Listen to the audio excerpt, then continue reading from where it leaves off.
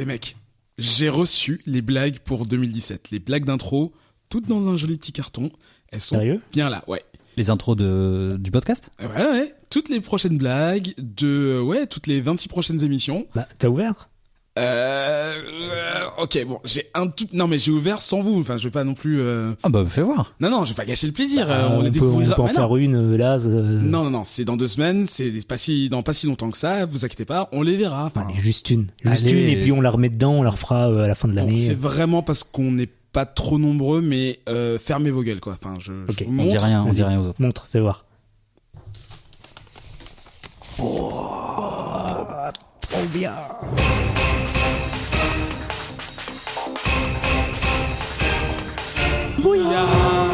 C'était calme et timide, un peu comme ce petit 26 décembre pendant lequel vous vous réveillez sûrement de votre gros repas d'hier. Mais nous, on est là, on a bien mangé, on a bien bu, mais on est présent. Par contre, aujourd'hui, une petite émission à la cool, hein. D'ailleurs, on n'est pas beaucoup à avoir pu se déplacer en ce 26 décembre. Mais on est 3 quand même et c'est assez sympa. Il y a avec moi Grégo. Bonsoir, priorité à Comics Outcasts sur ma famille, évidemment. Comme moi d'ailleurs. On a également le réalisateur de l'émission, c'est Adrien. Bonsoir. Et il y a moi, c'est Eric au micro. Donc comme d'habitude, pendant 1 heure et demie, on va parler des comics et de leurs univers sur Radio Kawa. Vous nous écoutez donc soit sur iTunes, soit sur votre application habituelle, soit directement sur le site. Et on espère que vous avez quand même passé comme nous 2 bonnes fêtes de Noël, mais c'est déjà derrière nous. On va pouvoir passer à autre chose et c'est pas plus mal. Petit comité donc aujourd'hui, mais un programme toujours aussi sympathique. Pour vous, on a 4 revues et une série pour Hors les Bulles. On va commencer avec Blue Beetle, c'est un comics de chez DC Comics, dans la mouture encore une fois Rebirth. Vous commencez à avoir un peu l'habitude. On va parler également d'un comics chez Image qui s'appelle Eclipse. On ira chez Marvel pour parler de Star Wars Poe Dameron. Et enfin, dans la 4e, pour la première fois 4e revue, et dernière, on ira chez Vertigo Comics pour parler un peu art avec Art Ops. Et dans donc la toute dernière partie de l'émission consacrée à une série, on va parler de Outcast. Donc pas de nous, mais donc bien de la série télé adaptée du comics qui s'appelle Outcast. Le comics Outcast. Du comics Outcast, c'est exactement ça. Quoi ? Non, c'est bon, j'ai compris. Comme d'habitude, vous avez la possibilité de nous faire des commentaires et de réagir tout simplement sur... Des bisous. Et des bisous, oui, voilà. Dites-nous que vous nous aimez bien et que vous voulez qu'on continue à vous faire ce genre d'émission parce que nous, ça nous fait toujours autant plaisir d'en faire. Sur Twitter, Facebook et Instagram quand on prend des petites photos de nos enregistrements. Et bien sûr, n'oubliez pas le site principal de Radio Kawa sur lequel vous pouvez donc retrouver toutes les informations concernant les comics, les films, les séries, tout ça dont on a parlé et également commenter tout en bas de la page. N'hésitez pas à scroller. Tout en bas, c'est un peu l'eau. Comme le comics dont on a parlé il y a longtemps. Est-ce que vous êtes prêts, mes petits copains ? Oh oui. Oui. Comics Outcast numéro 62, c'est parti.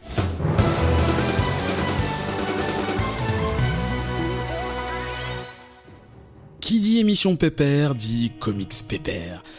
Non, c'était une pas super bonne transition, mais on va commencer avec DC Comics et nous allons parler donc de ce personnage qui, je dirais, n'est pas forcément le plus populaire des personnages de tous les héros connus de tous les temps, et qui s'appelle Blue Beetle. Est-ce que Adrien, tu peux nous en parler un tout petit peu ? Oh, je peux vous en parler énormément même.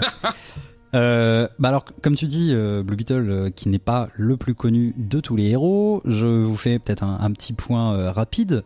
Sachez que Blue Beetle est un héros du Golden Age qui existe depuis 1939, bien avant l'avènement des super-héros, etc. Ah d'accord, donc en fait je me suis complètement planté dans mon truc. Bah tu vas voir, c'est une aventure un petit peu chaotique pour Blue Beetle. Un héros qui est créé par Will Eisner. Ça vous dit quelque chose, Will Eisner ? Ah oui. Et voilà, et donc créé chez Fox Feature Syndicate, c'était Blue Beetle, un flic, un simple flic, Blue Beetle simple flic, qui disposait de quelques équipements, mais surtout de vitamines qui lui donnaient donc un petit peu plus de force pour s'attaquer aux vilains. Et puis suite à quoi ça a été le héros a été racheté par Charlton Comics, relifté, etc. Enfin, le héros est un peu mort dans les années 50 en même temps que on va dire que tous les restes du Golden Age. Et donc en 66, on a la première version, on va dire, un peu contemporaine de Blue Beetle, qui est incarnée par Dan Garrett. C'était un archéologue qui trouve un jour un artefact égyptien en forme de scarabée. Un an plus tard, c'est Ted Cord, un étudiant slash scientifique slash inventeur qui reprend le flambeau de Blue Beetle lorsque Dan Garrett décède. Et ensuite, les droits sont vendus en 83 à DC Comics. Blue Beetle fait des apparitions à droite à gauche, il fait partie de la GLA avec son meilleur ami, je vous le donne en mi, Booster Gold. Oh, c'est le grand retour. Et oui, bon, c'est un héros qui a eu surtout une grosse exposition à partir de 2006, depuis que c'est Jamie Reyes, un étudiant latino qui est apparu, je crois, dans Infinite Crisis, qu'on doit donc à Guy Fence et Geoff Jones. Quand on entend parler ici et là de rumeurs d'un film Blue Beetle, Booster Gold, on peut se dire que ce sont des héros sur lesquels il faut garder un petit œil. C'est vrai, excuse-moi, je te coupe, désolé Adrien. Sur Twitter, ces dernières semaines, on a entendu beaucoup parler de Booster Gold qui apparaîtrait ici et là dans le prochain DCU, enfin dans l'univers DCU. Tu penses que c'est avéré on peut s'attendre à avoir Booster Gold, à avoir Blue Beetle avec, quoi. Tout ça est très hypothétique, mais gardons un œil là-dessus. Moi, Blue Beetle, c'est quelqu'un que j'ai découvert dans les New 52. C'était pas mon truc préféré, mais j'avais lu ça en parallèle avec Booster Gold, que pour le coup j'avais pas mal aimé. Et là, en fait, j'ai été réintroduit. Alors, la série avait été annulée assez rapidement, en fait. Et là, j'avais entendu parler de Blue Beetle dans l'épisode 0 de DC Rebirth. Ah oui, mais c'est vrai, oui, d'accord. Parce qu'il passe en revue tous les entre guillemets les grands noms. Flash, effectivement, voilà. Kid Flash. Oui. Ce voyage un petit peu à travers le temps et l'espace, et on rend visite un petit peu à chacun des futurs grands titres de DC. Et donc on faisait un petit détour par Blue Beetle, et puis je me suis dit ça serait intéressant de relire ça. Alors est-ce que c'était intéressant de relire ça ?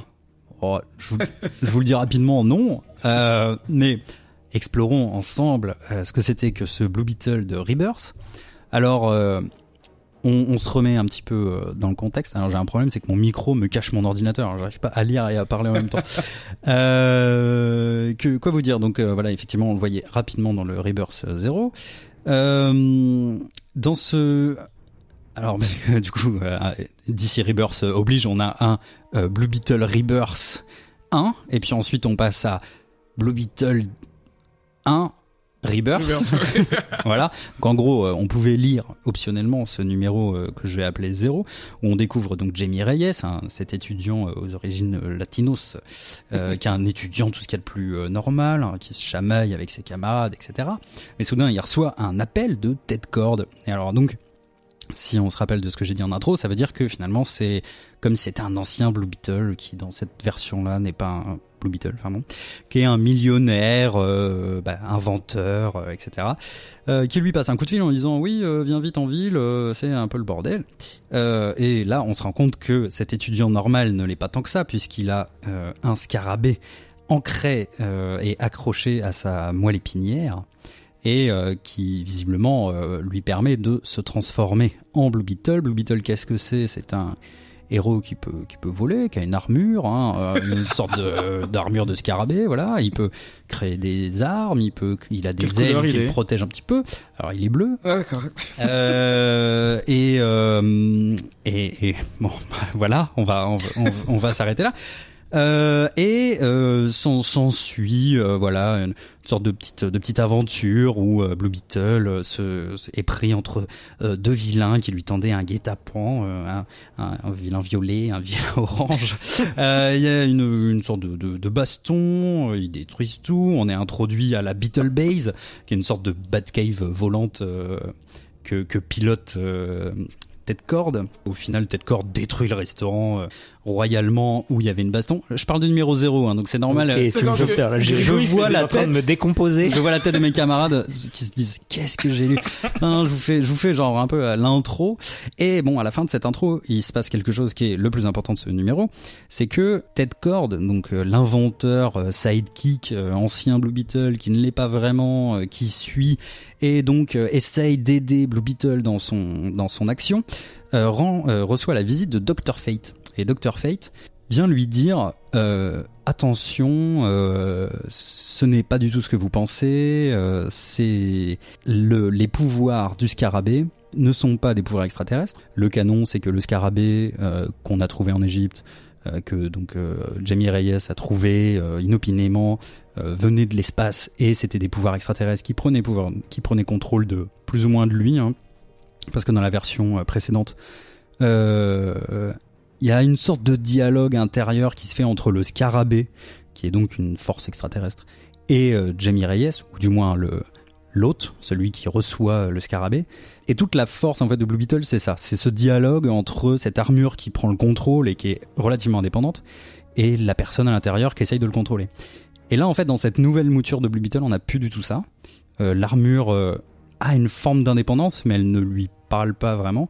Et là on a beaucoup de dialogue entre Ted, donc son sidekick, qui est en fait plutôt son mentor, et Jamie Reyes. Et donc là Dr. Fate vient lui dire non, ce n'est pas un extraterrestre, c'est pas des forces extraterrestres, c'est de la magie. En gros, le numéro 0 se finit comme ça.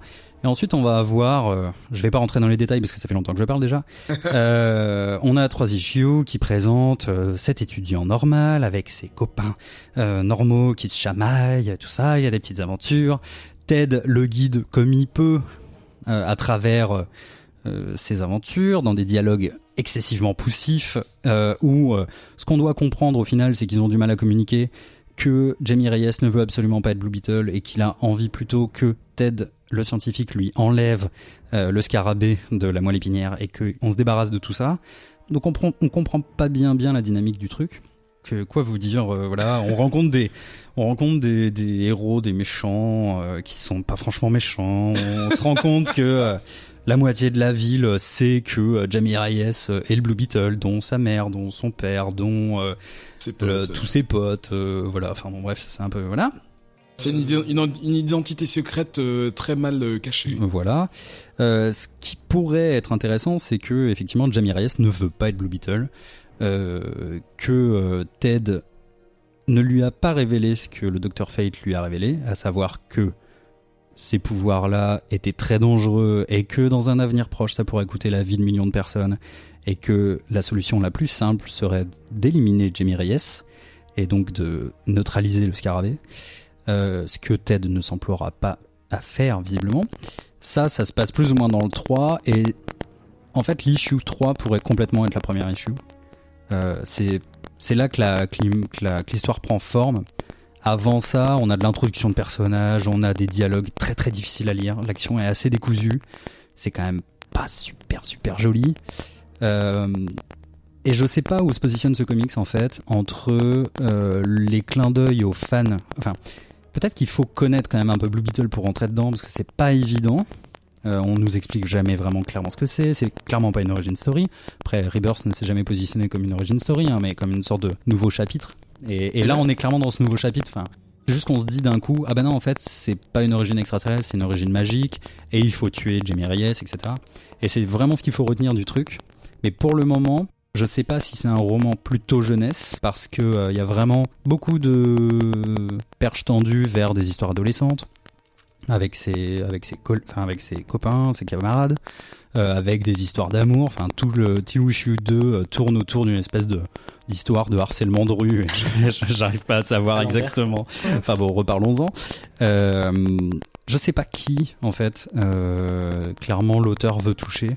J'ai pas parlé de qui était l'auteur, mais je peux vous dire, et attention, j'ouvre mon petit lien. Keith Giffen. Que voilà, c'est Keith Giffen.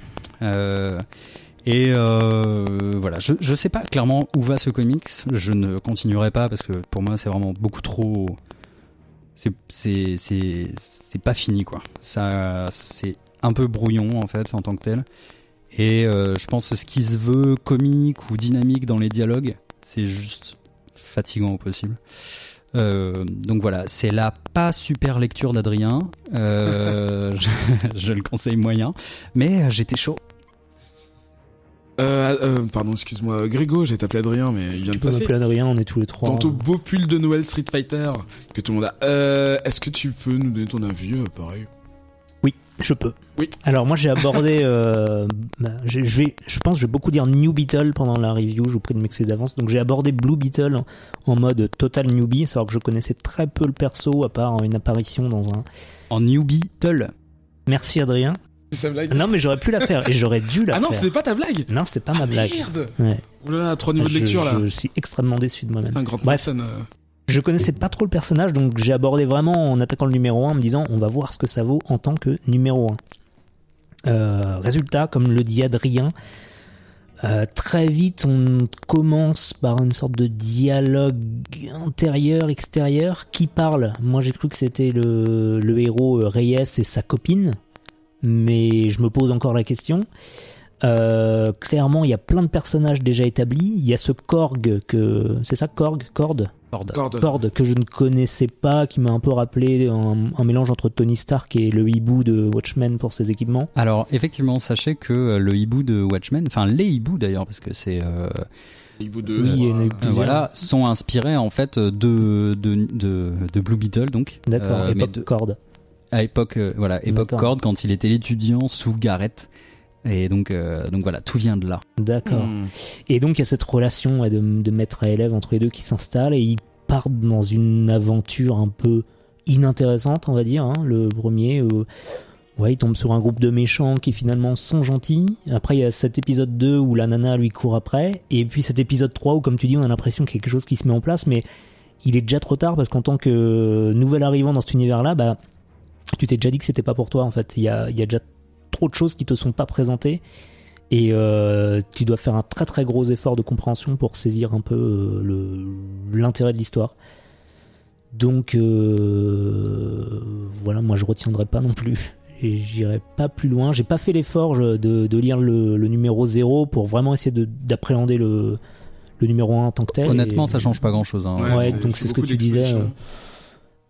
Pas du tout parce convaincu. que ce qui se passe de mieux en fait dans ce numéro 0, de Blue Beetle Rebirth 1, c'est exactement, les bonnes feuilles, l'intervention du Dr Fate, c'est en fait ce qui se passe dans Rebirth. Oui. D'accord. Ok. C'est vraiment les mêmes planches. Donc voilà, l'intérêt est ultra limité quand même, si ce n'est d'éventuellement repositionner un peu les personnages et de...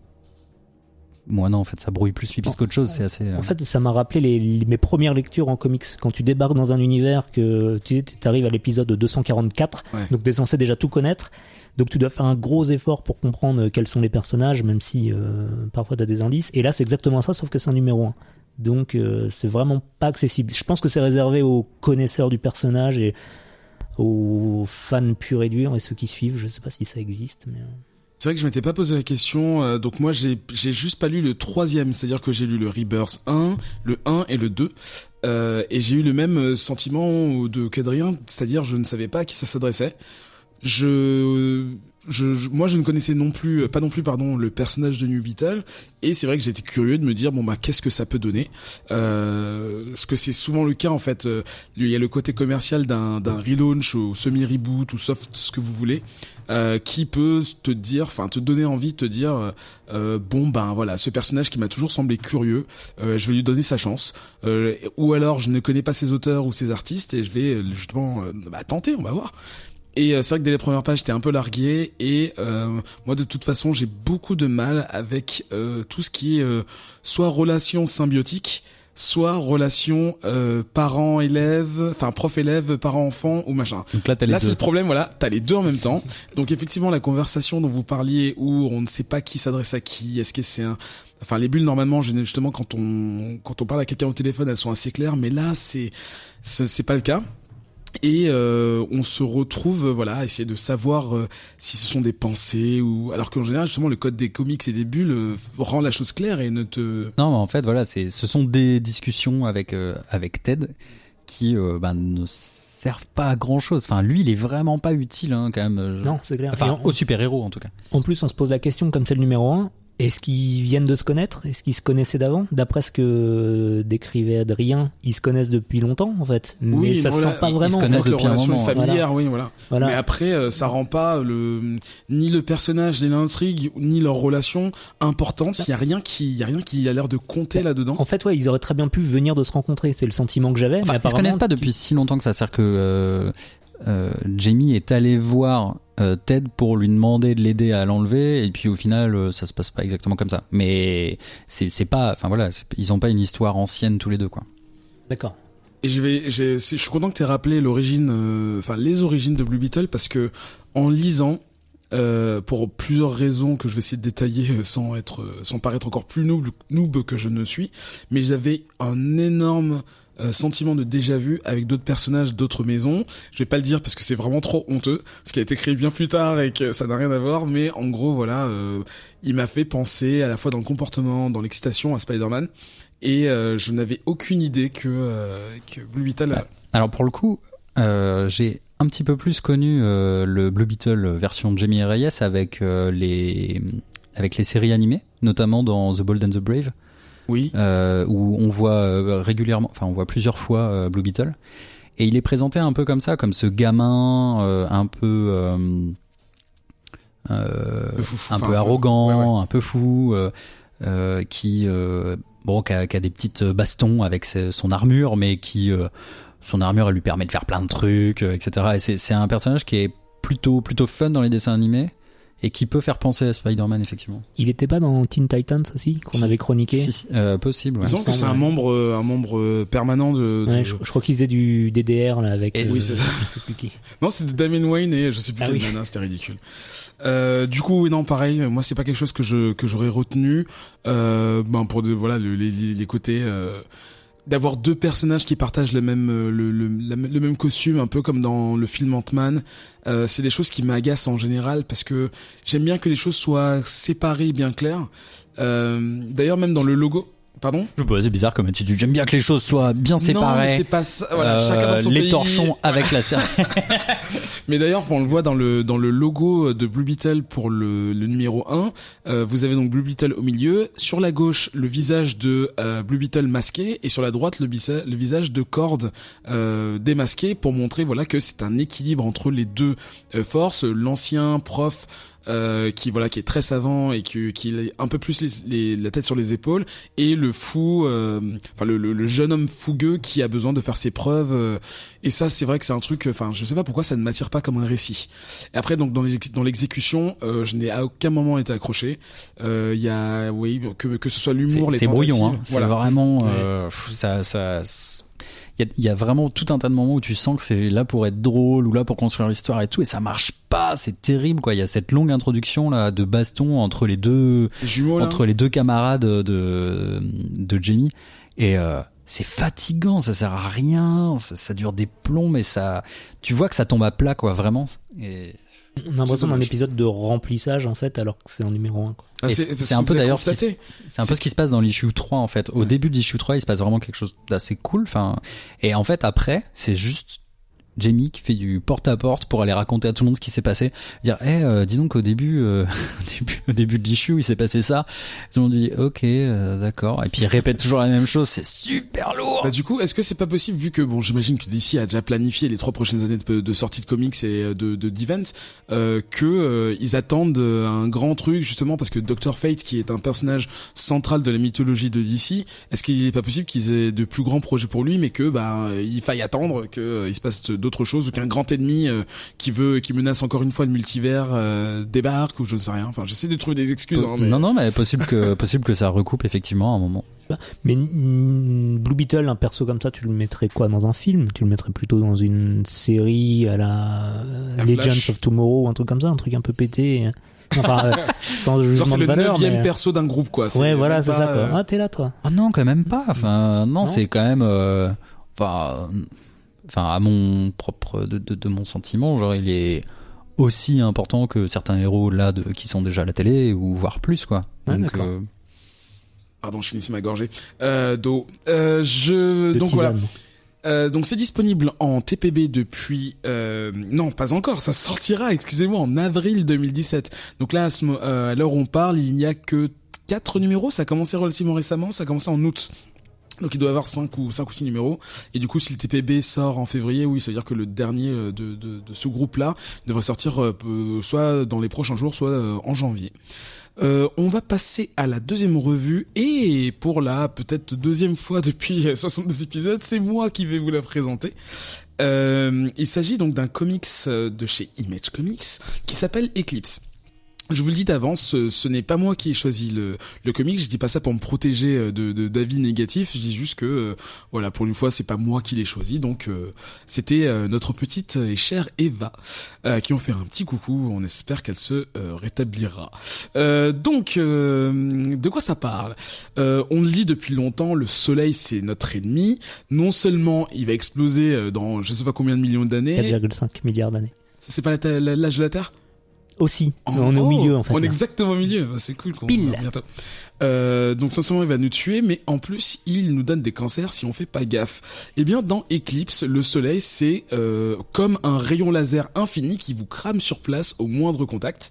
Et en effet dans ce comics, plusieurs années auparavant, c'est pas clairement indiqué quand, une gigantesque éruption solaire a brûlé tous les gaz de l'atmosphère qui pouvaient protéger les êtres vivants des UV, de tous les rayons nocifs. Et simplement s'exposer au soleil peut vous coûter la vie. Et donc voilà, éviter le soleil, c'est la mission numéro 1 de tous les humains qui sont encore vivants. Et entre-temps, effectivement, des milliards d'humains sont morts en une seconde, quoi. C'est assez radical. C'était le plus grand coup de soleil de tous les temps. Du coup, les humains vivent la nuit ou sous terre, enfin même les deux, pour se protéger donc du soleil. Et il y a même un ordre établi dans lequel il y a un couvre-feu qui indique aux résidents d'un. Alors c'est une espèce de New York, c'est ça, c'est New York, on est d'accord? Oui. Oui, parce que ça se passe, on voit Times Square. Voilà. Ah oui, d'ailleurs, excusez-moi, j'avais oublié. Un couvre-feu pour leur dire de se cacher parce que le soleil va se lever. Le protagoniste de l'histoire, c'est Baxter. C'est l'agent d'une brigade d'ingénieurs qu'on appelle les Icemen, à ne pas confondre avec donc le Iceman X-Men de Marvel, car ils peuvent, grâce à leur combinaison spéciale, sortir au grand jour et ne pas craindre d'être calcinés. Baxter, donc, c'est un mec un peu grand, silencieux, qu'on va voir seulement quand il y a des gros problèmes et qui est urgent.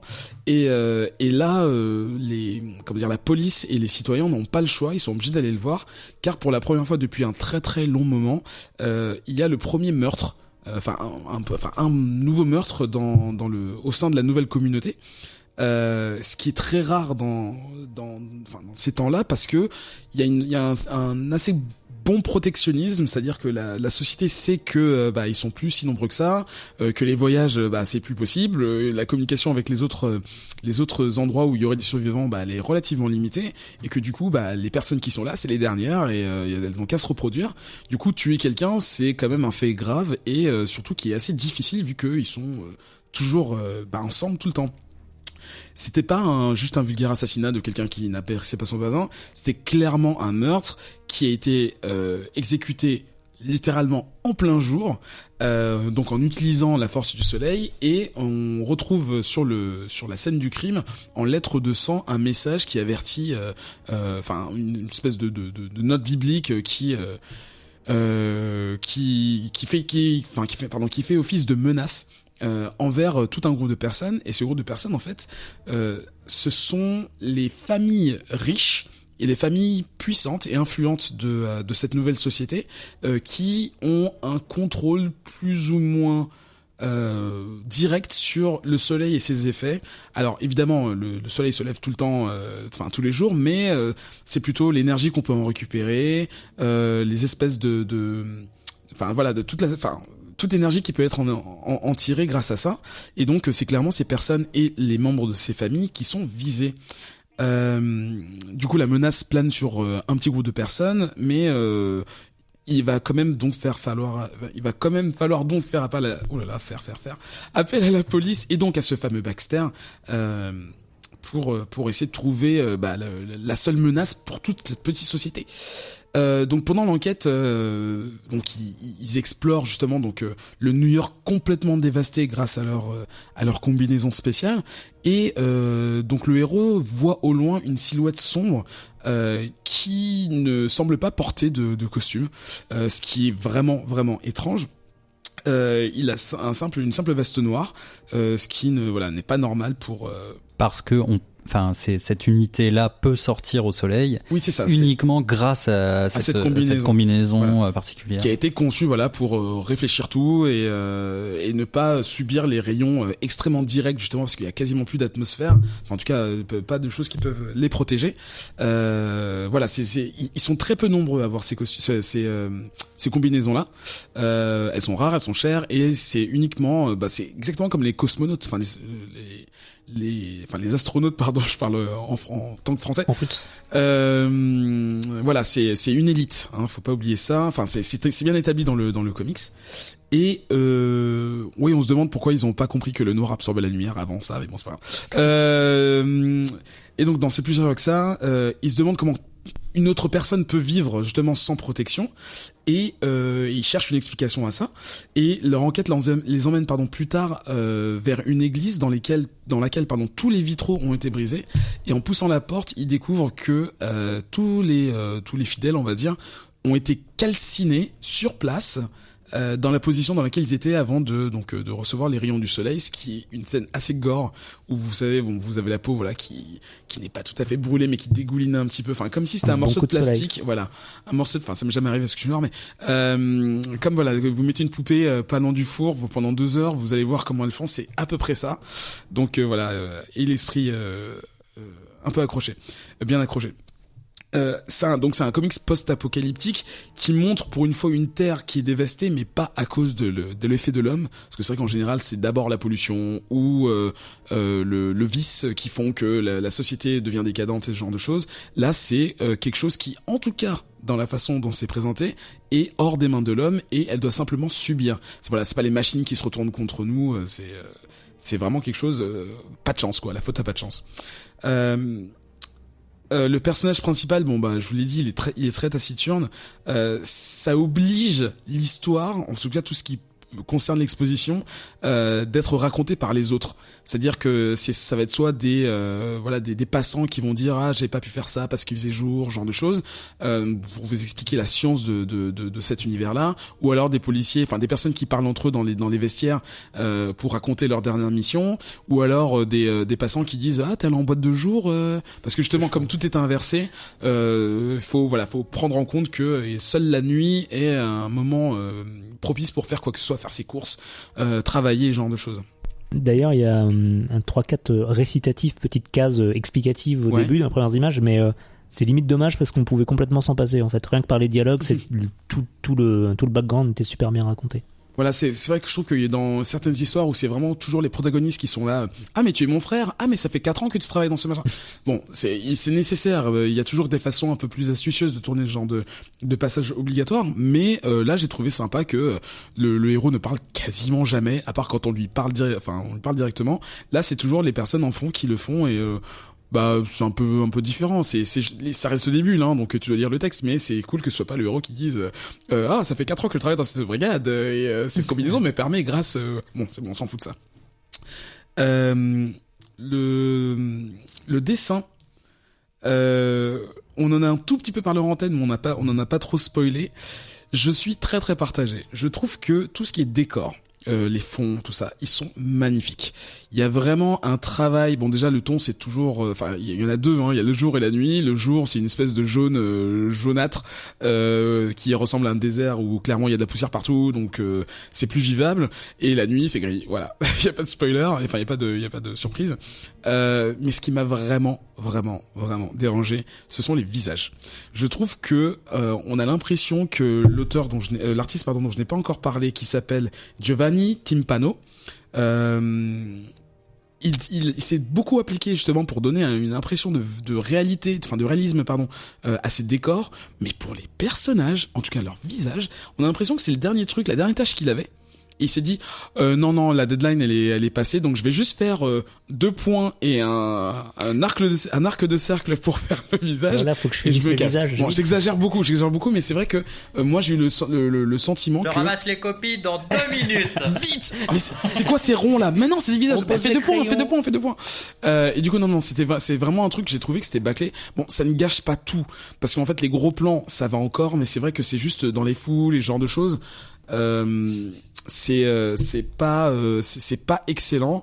Bon, ça m'a pas du tout gâché la lecture. Et pour finir, je trouve que c'est une histoire qui est relativement originale. Évidemment, les fictions, enfin la science-fiction où le soleil est responsable de justement parce qu'il s'éteint ou alors parce qu'il est trop fort ou ce genre de choses, où on en a déjà lu ou vu. Mais là, du coup, on nous montre, un bout de société.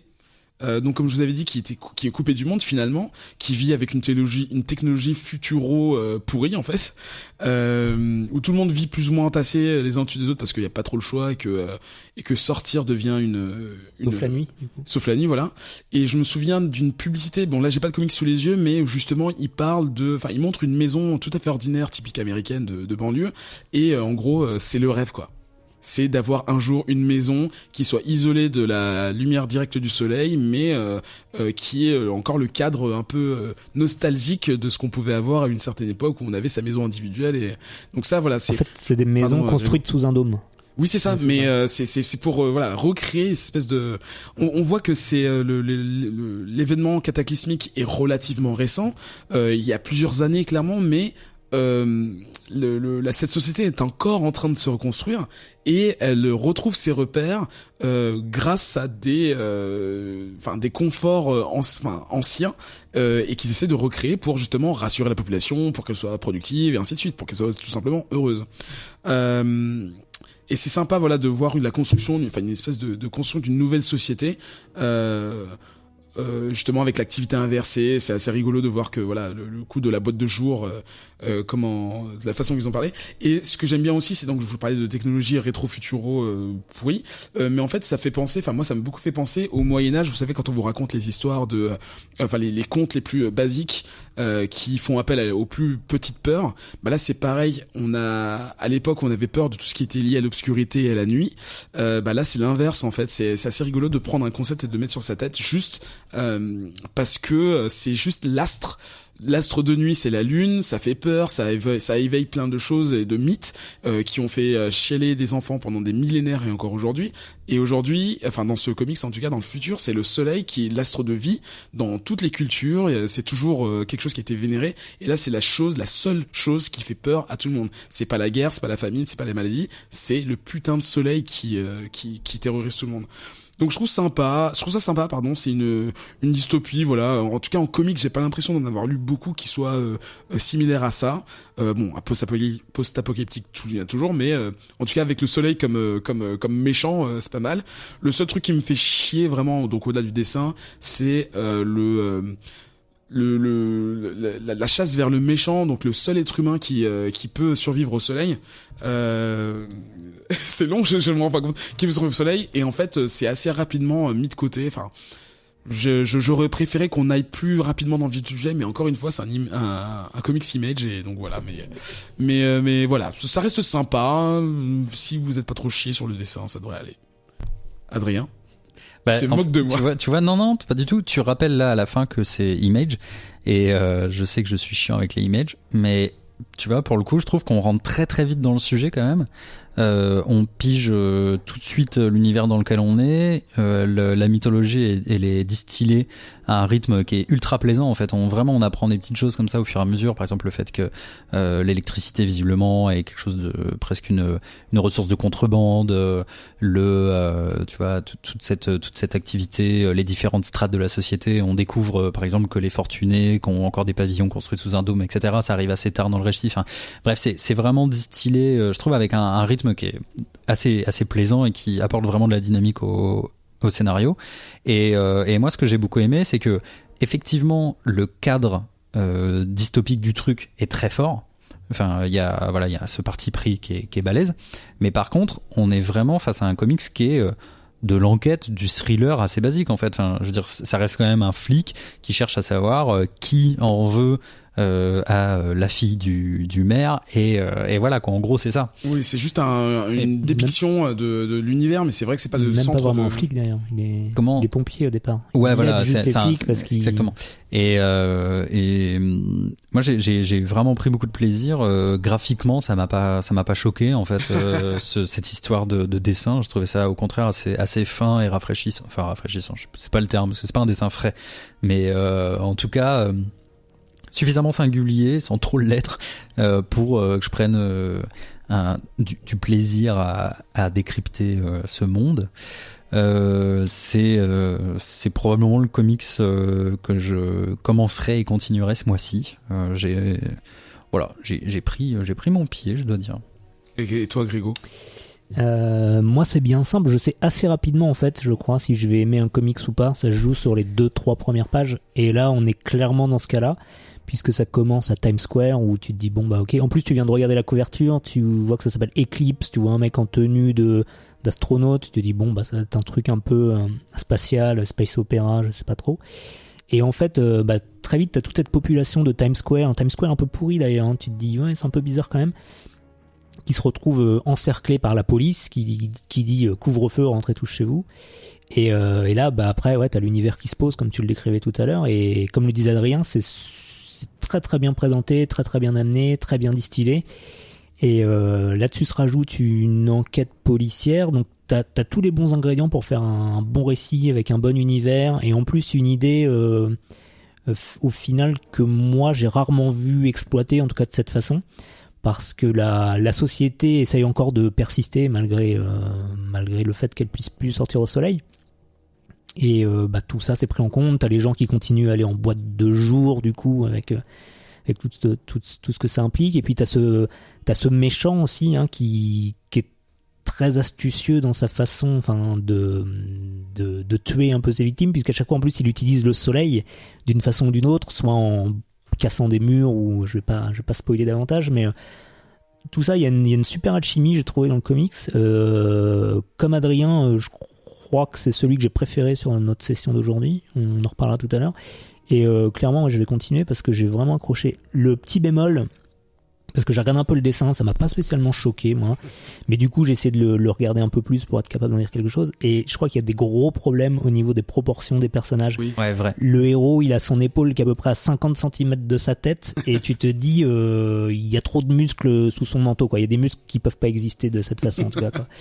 Et voilà, il y a des petits défauts dans le dessin, mais c'est histoire de... Je suis en train de m'entraîner là, j'en suis à 56 muscles de l'épaule. Oh, c'est cool. Bon, juste droite. Par contre. Des très gros pieds aussi, puis des petits problèmes de proportion. Il est massif. Voilà. On oubliera parce que l'histoire vaut vraiment le coup, et ça... Je préfère ça à une fidélité absurde... tu vois, qui finalement n'a pas de personnalité. Enfin, c'est un dessin qui a de la personnalité. Ouais. Oui, eh bien, c'est une excellente transition, car nous allons passer... Alors désolé, j'ai un peu mal calculé le truc, mais c'est toi qui vas à nouveau garder la parole, Grégo. On va parler de l'art de Mark Noto, mais avant ça, je voudrais juste dire que Eclipse sortira en TPB d'ici février 2017. Février 2017, donc oh mon dieu. Donc voilà, accrochez-vous à votre libraire, et vous pouvez donc j'imagine le réserver ou le commander. Voilà, donc Mark Noto, de quel comics allons-nous parler? Phil Noto. Eh bien, nous allons parler actualité oblige. Oui, Mark Noto c'est un pote. Phil Noto, pardon, excusez-moi. Il y a aussi Noroto qui est un pote aussi. Ça aurait dû être la blague d'intro. Chut, t'as spoilé la blague de 2017. Ah mince. Donc actualité oblige, Star Wars Poe Dameron. Petite devinette introductive, est-ce que Eric, tu sais ce qu'il a sous sa combinaison? En gros, t'es en train de me demander est-ce que j'ai regardé l'épisode 7? Non. Non, qu'est-ce qu'il y a sous... je sais une pas. devinette, en fait il a un tricot de peau.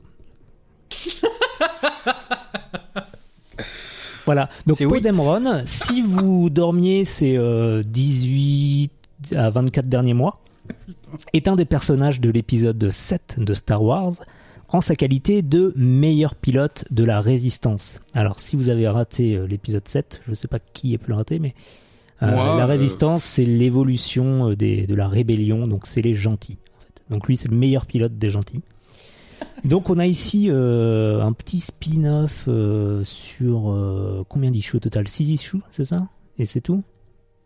Je sais pas si c'est fini après. C'est toi qui as acheté le...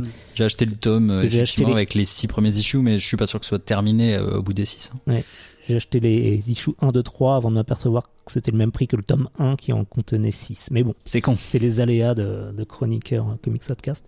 Bref, nous suivons un peu Podemron qui... je te coupe, il y en a déjà 9, donc je pense qu'il y a au moins un issue 2. Un TPB, un deuxième TPB. Un volume 2.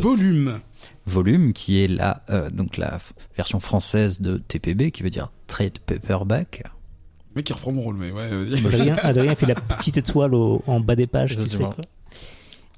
Donc Podemron, il se retrouve en mission. Alors évidemment, pourquoi il va en mission? Pour retrouver un certain Lor San Tekka, qui n'est ni plus ni moins que le personnage au tout début du film de l'épisode 7. En fait, on a l'origine story. Parce que voilà. on se demandait, on avait besoin de savoir comment il avait fait pour le retrouver. Moi, je n'arrivais pas à dormir. Je me suis dit, mais comment il arrive là au début du film?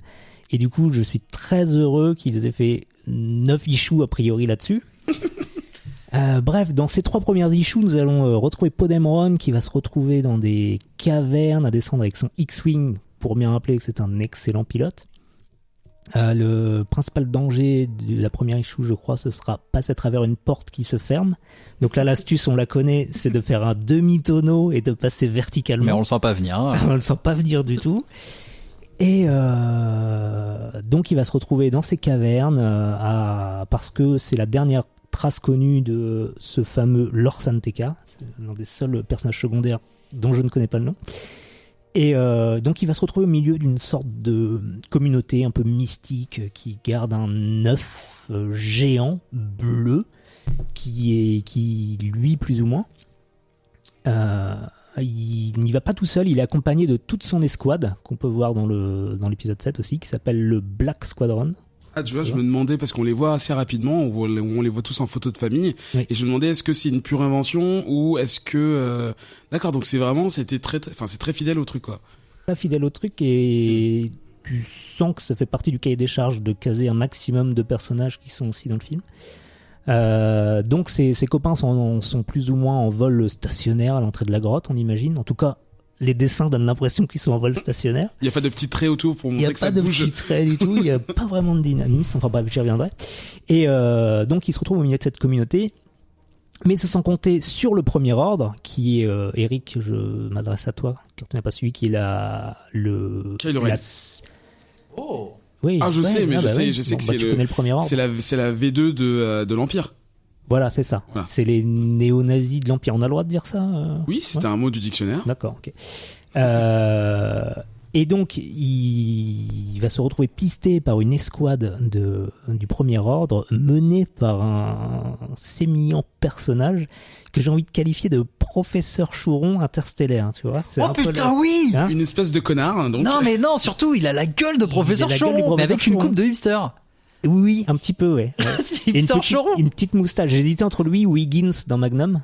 Ça marche aussi. Il y a quelque chose comme ça. Enfin bref, un personnage qui semble intéressant au départ, dans sa façon d'échanger avec ses Stormtroopers, sa façon de dire « moi aussi j'étais Stormtrooper ». Tu te dis « ah lui, il va peut-être être un peu farfelu, un peu intéressant », et qui très vite va tomber dans un ennui assez verbeux, finalement.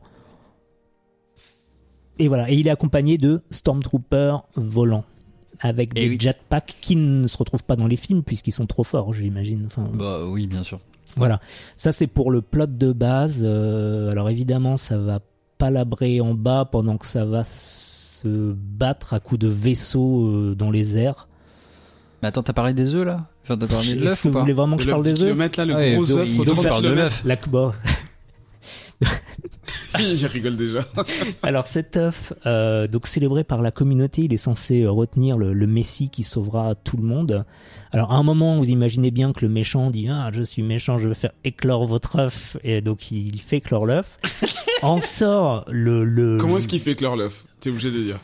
Avec un flame trooper au lance-flamme, je crois, non? Un flame thrower. Ouais, c'est ça. Et en sort la créature la moins Star Warsienne que j'ai eu l'occasion de voir dans toute ma vie de fan de Star Wars, et pourtant j'en ai vu des saloperies et des merdes. Et une sorte de quoi on a l'impression de voir un méchant de Bioman déguisé, mais dans le comics, tu sais, tu reconnais le mec déguisé à l'intérieur. Si vous avez à peu près 30 ans ou plus et que vous avez collectionné ces petits jouets, les cosmiques, tu vois, oui, bah en fait Cosmix, ouais. On disait voilà, et ben c'est comme un espèce de personnage de Cosmix, tu vois, tu sais, c'est unicolore et on dirait que c'est fait en caoutchouc. C'est ça. Avec des ailes. C'est comme ça que tu le ressens, avec des ailes. Et qu'est-ce qu'il fait d'ailleurs? Je sais même pas s'il parle, mais t'as envie de lui faire dire non, mollement. Mollement, ouais, il semble mou. Voilà, il se bagarre mollement. Alors, on va peut-être spoiler un petit peu parce que je crois qu'on peut y aller. On peut y aller, hein, spoilons. Donc cet élu là qui descend de l'œuf, le truc en caoutchouc moche, va attaquer forcément la petite communauté. Donc, attends, ça faisait combien de temps qu'il le vénérait, ce taf? Des milliers d'années. Ça fait des générations. Petit ressort comique quand même. Et là, je crois qu'on est déjà dans la 3e issue, quoi. Tout ça. Et ressort comique, alors je sais pas quoi. Et du coup, ils sont un peu embêtés. Je crois que Deus Ex Machina, tu as le même monstre ou créature ou truc ou mec déguisé, mais dans une autre couleur qui arrive. Moi, j'ai pas compris. Et qui commence à tataner le monstre. Et là-dessus, Poe Dameron dit... Poe Dameron, on en a pas beaucoup parlé d'ailleurs, mais il fanfaronne un peu, lui, tout le long. En fait, t'en as pas beaucoup parlé parce que, assez simplement, Poe Dameron n'est pas le héros de ce comics. Ouais. Maintenant que tu le dis, je le réalise, c'est plus le professeur Choron. Ouais, en fait, Poe Dameron se cache pendant 2 issues tranquillement, et en fait c'est vraiment tout son escadron. Ça se dit escadron en français? Ouais. Escadron ou escouade, mais pas les deux. Escadron, qui se bagarre genre au-dessus de lui. Il se bagarre vraiment. Mais waouh, c'est chaud. Lui, il fait rien. C'est vrai qu'il fait rien. Il parle un peu, il fait le beau parleur. Il fait le beau parleur, il balance 2 vannes, mais un peu malvenu, je trouve, de sa part. Il doit un peu gagner en humilité. Je te coupe parce que il y a beaucoup il fait beaucoup d'interventions avec BB-8 qui est dans le comics. BB-8. Et justement, il y a ce côté conversation unilatérale où il répond par des bips et mais non, enfin voyons BB-8. Donc voilà, en fait, il parle beaucoup finalement. Ouais, BB-8. À un moment, il roule, ouais. Il y a un moment. Pas d'intérêt. Voilà, il y a son Black Squadron qui se bat contre. Désolé, je vais vous faire un truc lore Star Wars parce que j'ai pas vu le 7 et que je pense que j'irai jamais le voir. Mais pour moi, BB-8, il était avec Rey. Non, BB-8, c'est le droïde de Poe Dameron au début. C'est lui qui l'amène. Donc c'est lui qui le perd. Donc il y a une raison. Ok, excusez-moi. Je crois que c'était un anachronisme, mais non en fait. Et voilà. Donc à la fin. Poe Dameron peut se débarrasser du professeur Choron, mais comme c'est un gentil, il lui dit non, bah tiens, je prends ton arme et je te laisse là parce que je pense pas que tu m'embêteras dans les prochaines issues. Et il s'en va. Et voilà. Donc, je sais pas si j'ai besoin d'en rajouter plus pour vous dire que je n'ai pas du tout accroché. J'ai trouvé ça vraiment. Ça sent le merchandising à plein nez, le truc de contrat. Raccorde-moi Poe Dameron avec l'histoire du film. Mets-moi BB-8, mets-moi tous les autres pilotes qu'on voit dans le film. Fais n'importe quoi. Mets-moi Leia aussi. Vieille Leia. D'ailleurs, ça me permet de faire une petite transition sur les dessins que j'ai trouvé particulièrement fades et sans âme. Je sais pas ce que vous en pensez. Alors, tu vas te faire défoncer je sais. par Lucille. Alors, je sais, mais certes, les personnages sont bien dessinés. Enfin, tu reconnais les acteurs, mais du coup... Et c'est inexpressif en fait. Tu sens que il y a tellement le contrat de faire des acteurs ressemblants et réalistes que il y a aucune émotion qui passe, il y a rien qui se transmet. J'avais pas spécialement regardé qui était le dessinateur avant de lire. J'ai vu après que c'était Phil Noto. Je me suis dit mais ça me dit quelque chose, on en a déjà parlé. Apparemment il a fait Chewbacca qui a été chroniqué l'année dernière, mais il a aussi fait Black Widow il y a pas longtemps qu'on a chroniqué, que j'ai lu.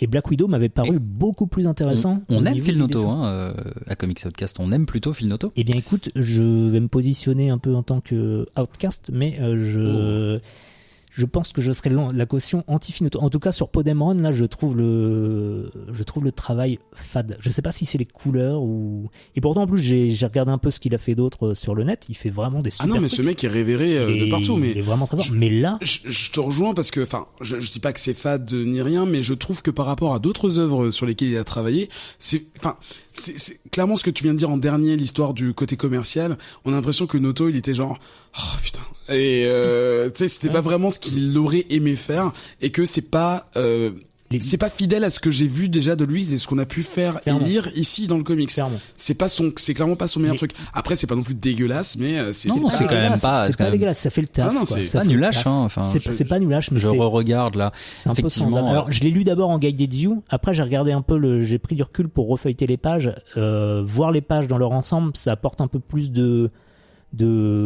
comment dirais-je, d'identité un petit peu aux comics. Les batailles spatiales sont particulièrement mal rendues, c'est plat. Ah, il y a un gros problème là-dessus. Ah, je pense que c'est excessivement difficile. Tous mais les vaisseaux les uns à côté des autres et on va dire qu'ils sont en train de se tirer dessus. Pour moi, je consomme d'autres titres de la nouvelle saga Star Wars depuis que c'est chez Marvel, comme Vador, Star Wars, Vader Down. Enfin, il y a quand même des bons titres qui réussissent. Moi, j'avais vraiment été impressionné par certains de ces titres qui arrivaient à redonner, retransmettre un peu la magie que moi j'éprouve envers les films Star Wars, vraiment.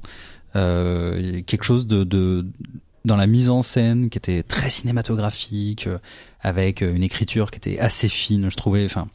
Et là, c'est vrai que clairement là-dessus, on est sur quelque chose qui est beaucoup plus statique, où en termes de dialogue ça fonctionne pas, en termes de mise en scène c'est assez laborieux. Après, il faut dire juste que le plot est pas super intéressant, quoi. Quand on me dit, tiens, on va raconter l'histoire de Podamron qui se met en quête de ce vieillard qui saurait où se trouve Luke, etc. Bon bah, ok, tu comprends, tu dis d'accord, c'est ce qui mène à l'introduction du set. C'est pas passionnant, mais c'est pas non plus casse-gueule complètement. Mais par contre là, le retrouver dans une espèce de communauté d'ouin-ouin qui vénère un œuf depuis des milliards d'années, qui au final se font tataner par un cosmix géant. Voilà. Tu vois, c'est quand même c'est fou, quoi. On dirait un peu un... En plus, Podemron, il est déjà âgé. C'est le meilleur pilote de la Résistance. Il doit avoir un tas d'histoires ouf à raconter, en fait, quoi. Pourquoi on va raconter ça, quoi? Bah là, on le montre ni vraiment comme le meilleur pilote du monde, parce que juste ce qu'il arrive à faire, c'est atterrir. Si à un moment il fait un demi-tonneau pour passer à travers la porte. Donc on le voit atterrir dans l'issue 1, et après c'est tout ce qui se passe. Et après il y a ses pilotes à lui qui effectivement font des trucs, mais on s'en rend même pas trop compte. Et puis d'ailleurs ils se font un peu piéger. Et en fait tout le ressort, c'est juste haha. Donc t'as Podamron qui dit à professeur Choron, genre haha, je t'ai bien niqué. Et puis professeur Choron hipster là qui lui répond, eh non, c'est moi. Et puis juste après Podamron qui dit, eh non, en fait c'était moi, je t'ai piqué ton flingue. Et puis après t'as machin qui dit, eh ben non, c'est moi parce que regarde t'es lacé. Enfin tu vois, c'est tout long comme ça et c'est insupportable à lire. Et au bout de la troisième issue, les hippies là qui disaient, bon d'accord, on vous dit où il est lors de Santeka là machin. Et voilà. Au final, tout ça pour ça. C'est le jeu de rôle, c'est va trouver cette personne qui sait peut-être où se trouve cette personne, mais on sait pas où est la première personne, donc tu démerdes. C'est PNJ Leia qui a donné une mission à PNJ Podemron, en fait, parce que c'est même pas un... En fait, moi, je crois que j'en ai déjà parlé, parce que, là, tu viens de dire quand même que il y a d'autres bons titres chez Marvel / Star Wars, et c'est vrai que moi, qui ne suis même pas amateur, j'ai quand même apprécié des séries comme justement Princesse Leia, qui s'éloigne pas mal de la trame principale et qui permet à des personnes comme moi d'y rentrer, tu vois. On parlait des dessins, par exemple dans Princesse Leia, je trouve que au début ils essaient de faire un petit effort pour la faire ressembler à la comédienne Carrie Fisher, mais très vite elle prend sa coiffure originale disparaît, ses vêtements originaux disparaissent, et du coup l'artiste a pu en tout cas les artistes ont pu justement donner un autre souffle au personnage. Donc elle garde ses traits de caractère, mais visuellement voilà. Là c'est vrai que on la voit 3 pages, il y a Old Leia, on va dire. Mais c'est vrai que la tentative de fidélité est un peu trop. On sent la patte, on dit c'est elle, c'est Carrie Fisher, et c'est un peu dommage. Et quant à l'histoire, quant au plot et sa distance par rapport à l'histoire principale, franchement, c'est un peu étrange parce que moi, je n'ai pas du tout ressenti la connexion directe à part BB-8, qui est un personnage que je sais qu'il existe, mais je ne sais pas son origine.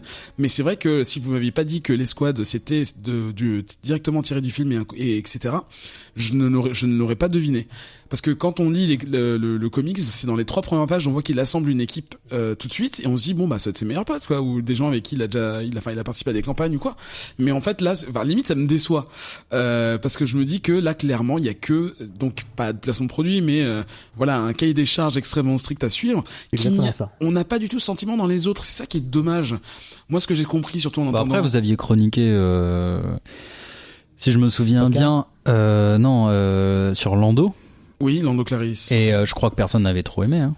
C'est parce que l'histoire était un peu merdique. Hein. Chewbacca, c'est pas un peu moyen aussi ça c'est vraiment targeté pour les gosses. Ouais. Et voilà, c'est pareil, c'est comme justement Poe Dameron et d'ailleurs je sais même pas comment ça se prononce correctement, et qui parle à BB-8 où justement ça va que dans un sens. Là c'est pareil, t'as Chewbacca qui fait greu et la petite fille qui comprend tout ce qui se passe, et nous spectateurs, enfin lecteurs, on ne comprend rien et c'est insupportable. Donc voilà, ce genre de procédé moi me gave, mais c'est au-delà de ça, hein. Là je parle vraiment juste de l'univers, le canon Star Wars, et à quel point une personne comme moi peut être larguée ou alors complètement emporté quoi. Et là avec ce comics là, effectivement le rôle titre on le voit que très peu. L'enjeu il te semble gigantesque au tout début, mais en réalité surtout quand tu vois l'œuf éclore, t'es genre putain sérieux les mecs. Et surtout qu'à la seconde où l'œuf éclot, il fout une rouste à ses followers, on va dire, et que juste derrière, dans la page suivante, t'as son alter ego d'une autre couleur qui vient pour se tabasser et qu'il gagne. Et t'es genre, mais what? Enfin, c'est tellement dommage. Il y a certains dialogues qui marchent bien justement entre le héros et l'antagoniste, que bon, même si c'est un peu pipi caca, t'es méchant, non c'est toi gentil, ah merde on vient de se contredire, ça reste voilà une espèce de truc voilà sans grand enjeu, personne ne meurt, personne je tiens à prévenir nos auditeurs, on a été full spoil. Ah oui, voilà, comme ça là on allait jusqu'à la fin du non mais chapitre, de toute là, façon on recommande, enfin moi je recommande vraiment pas cette lecture, même un fan, donc tu dis ça en tant que fan aux autres potentielles personnes qui aimeraient approfondir leur connaissance du SWU. Même là, il y a pas de connaissance à en tirer. Si le professeur Choron, je sais pas ce qu'il deviendra, mais non. Enfin, même il est intéressant 3 casques. J'avais une vanne de fin. Oui, c'était quoi? C'était l'auteur c'est Charles Soule. Ah là là, qui porte bien son nom. Voilà. En plus, Charles Soule, dont on a beaucoup parlé, qui a fait des trucs pas mal, je connaissais mais pas tout. Voilà, Non mais c'est bien, enfin je rappelle que nous sommes une émission de personnes qui ne sommes pas toutes des experts, et donc voilà, on a chacun notre niveau de connaissance, et c'est ça qui apporte du charme et de la fraîcheur au review, on est d'accord. Du sel aussi, j'entends déjà les gens rager, quoi, Charles Soule, putain il a fait alors perso je ne le connais pas, je m'excuse aux connaisseurs, mais là en l'occurrence c'était pas peut-être le bon angle pour attaquer. Et c'est vrai que la dernière fois je savais comment on prononçait son nom, et je crois que c'est Charles Soleil. Ah oui, mais ça voilà, j'avais cherché comme nous, et je pense que tous les Américains ne savent pas comment ça se prononce. Quatrième revue. Une quatrième, ça fait une heure d'émission. Une heure d'émission. Bah, c'est bon. On va répéter tout ce qu'on dit. Non, mais en fait, j'ai tellement pas l'habitude de faire de vues, je me rends pas du tout compte. On a déjà dépassé. Je me rends du compte que je peux être long. Donc, quatrième revue. On va parler d'un comics qui s'appelle Art Ops. C'est un comics donc de chez Image, écrit par Sean Simon et illustré par Mike Allred, et sa femme dont j'ai oublié le prénom. Je suis très désolé, mais j'ai oublié. On va le trouver dans 2 secondes. Que vous avez déjà vu, en tout cas son art, dans des comics du type iZombie, dont on a parlé il y a pas très longtemps cette année. Donc vous reconnaîtrez son trait à la couverture. C'est très particulier, et justement je trouve que ça colle pas mal aux comics dont je vais vous parler tout de suite. On suit la vie d'un type qui s'appelle Reggie Riot, donc déjà le nom un peu punk. Enfin, punk pas trop si tu sais que Reggie, ça vient de Roi de Rex. Non mais surtout son nom complet. Reginald. C'est Reginald. Ah oui. Non, c'est surtout le Riot en fait. Non, ah oui, personne. oui. Okay. Ouais, je suis désolé. On n'était pas sur la même. Donc c'est un trentenaire un peu paumé qui fume, boit, il se drogue assez fréquemment, et étrangement, enfin c'est pour juger personne, hein, mais il est quand même dans une relation super stable avec sa meuf. Et d'ailleurs dans les premières pages, ils sont en train de plus ou moins s'avouer leur amour l'un pour l'autre. C'est très très cute, mais dès juste après, dans les premières pages, ils se disent que ça pourrait être une bonne idée d'aller choper de la drogue dans une ruelle sombre de la ville de New York. Hein, j'ai pas dit que c'était à New York, excuse-moi. Et sans raison apparente, un des dealers sort un flingue et tire sur ce qui semble être une mystérieuse silhouette qui se déplace sur les murs et qui vient d'attaquer l'un des deux dealers. Sauf que c'était une balle perdue et c'est la copine donc qui vient juste d'apparaître dans le comics qui décède donc à la 5e page. Et cette fameuse silhouette noire profite du chaos. Enfin, je dis profite, mais on profite quand on est sentient. Enfin, on fait quelque chose volontairement pour arracher le putain de bras de Reggie Riot. Donc ce punk qui du coup va devoir avoir un physique un peu justement punk pour la fin de sa vie. Donc ça c'est bien gore. Tout va très très vite. Pas le temps de comprendre ce qu'il se passe, et une personne, pour le coup véritablement venue de nulle part, propose de les sauver, lui et son bras. Ça c'est vraiment genre la fin de la même page où on voit la nana mourir, le mec se faire arracher le bras et à la fin une main tendue pour dire viens avec moi si tu veux vivre. C'est pas n'importe quelle personne. Non, mais je vais détailler ça. Pas n'importe quelle. Non, voilà. Et c'était donc la n'importe quelle personne. Non, cette personne n'est autre que sa propre mère, la mère de Reggie qui s'appelle Regina, Reginald Reggie, voilà, c'est la lignée des rois, qui fait partie d'une organisation secrète qui s'appelle les Art Ops ou les Art Operatives ou les agents de l'art, hein, si on devait traduire ça en français, c'est un peu moins stylé, mais bon, qui a pour but de surveiller l'activité des œuvres d'art de par le monde, car comme Reggie a pu s'en rendre compte, l'art dans ce comics est vivant et sans supervision de cette agence, l'art peut devenir malveillant, comme donc ce graffiti qui l'a rendu manchot. Reggie se voit soigné par un chirurgien et des infirmières qui ne se servent pas des outils classiques pour s'occuper de son bras, mais de pots de peinture multicolores qui vont lui injecter dans le sang, dans le corps. Donc tout ça paraît super normal. Donc ça, je vous jure, c'est la page juste après qu'il vient de se faire arracher le bras. Et en fait cette peinture, donc c'est pas une peinture ordinaire, c'est une espèce de gouache sentiente et vivace qui prend la forme de son bras pour le remplacer en quelque sorte. Et Reggie donc devra garder ce bras chelou et multicolore sous une espèce de bandage un peu serré qui fait un peu genre bandage de boxeur pour empêcher la gouache de s'échapper et surtout de l'ensevelir et de le... Alors, on a peu de mal à comprendre ce qui se passerait si la peinture prenait le contrôle de son corps, mais c'est quelque chose que d'autres personnages dont je vais vous parler souhaitent éviter. Les pages avancent, on en apprend assez vite beaucoup plus sur l'organisation secrète qu'ils sont réellement quand on les voit extirper, donc il y a plusieurs agents, on les voit extirper la Mona Lisa à Paris. L'affaire, oui c'est dans l'autre sens, mais je préfère présenter le personnage principal d'abord, la sortir de son cadre pour justement empêcher qu'elle soit volée par quelqu'un d'autre. C'est un adversaire pour lequel on connaît pas encore le nom à la base, mais ils sentent le danger venir et donc ils la récupèrent. Donc ça fait partie des pouvoirs et des capacités de cette agence. Donc voilà, de protéger l'art, non seulement, pas seulement en prenant physiquement les pièces, en les mettant à l'abri de quelconque danger, mais à l'inverse de prendre le contenu et la valeur de ce qui est à l'intérieur et de les mettre, de les cacher en lieu sûr. Sauf que rien, pardon. On entre également grâce à des flashbacks dans la relation entre Reggie et Regina, qu'elle a élevée seule, tout en étant absente, surtout en termes d'affection, parce que justement la tête de l'agence méritait qu'on s'y engage à fond, et du coup avoir un gosse, c'était un peu un bourdeau, un fardeau, pardon, un boulet fardeau, un bourdeau. Parce que en fait, même si elle est passionnée, comme elle est passionnée par l'art et justement les affaires de ce type, protéger l'art et toute sa valeur, le fait d'avoir un gosse, ça passait en second. Et ce qui a fait que Reggie, en grandissant, il a rejeté tout ce qu'il avait à faire à l'art et à sa mère. Du coup, quand on lui propose donc quelques pages après encore, donc je vous rappelle qu'il y a une vingtaine de pages dans chaque comics, de prendre la tête de Art Ops. Pourquoi ? Parce que dans un Deus Ex Machina de ouf, toute l'agence disparaît d'une case à l'autre. Donc je vous rappelle que ça va, c'est Speed Ops, hein, tout va vite. On lui demande de prendre la tête de l'organisation parce que sa mère l'aurait mis dans son testament et que c'est le seul qui aurait la tête et les épaules pour, la tête sur les, assez la tête sur les épaules pour pouvoir prendre le contrôle de cette compagnie. Donc voilà, il est assez réticent à cet égard et bon, ça lui casse les pieds quoi. Mais il est pas tout à fait seul. Il est en effet accompagné d'une entité qui s'appelle, qui se fait appeler The Body, qui est lui-même un personnage de comics qui a été sorti de son propre environnement pour assister les membres de l'organisation et qui agit comme la vigie qui détecte toutes les activités étranges liées au monde de l'art. Il a des pouvoirs qui sont un peu infinis.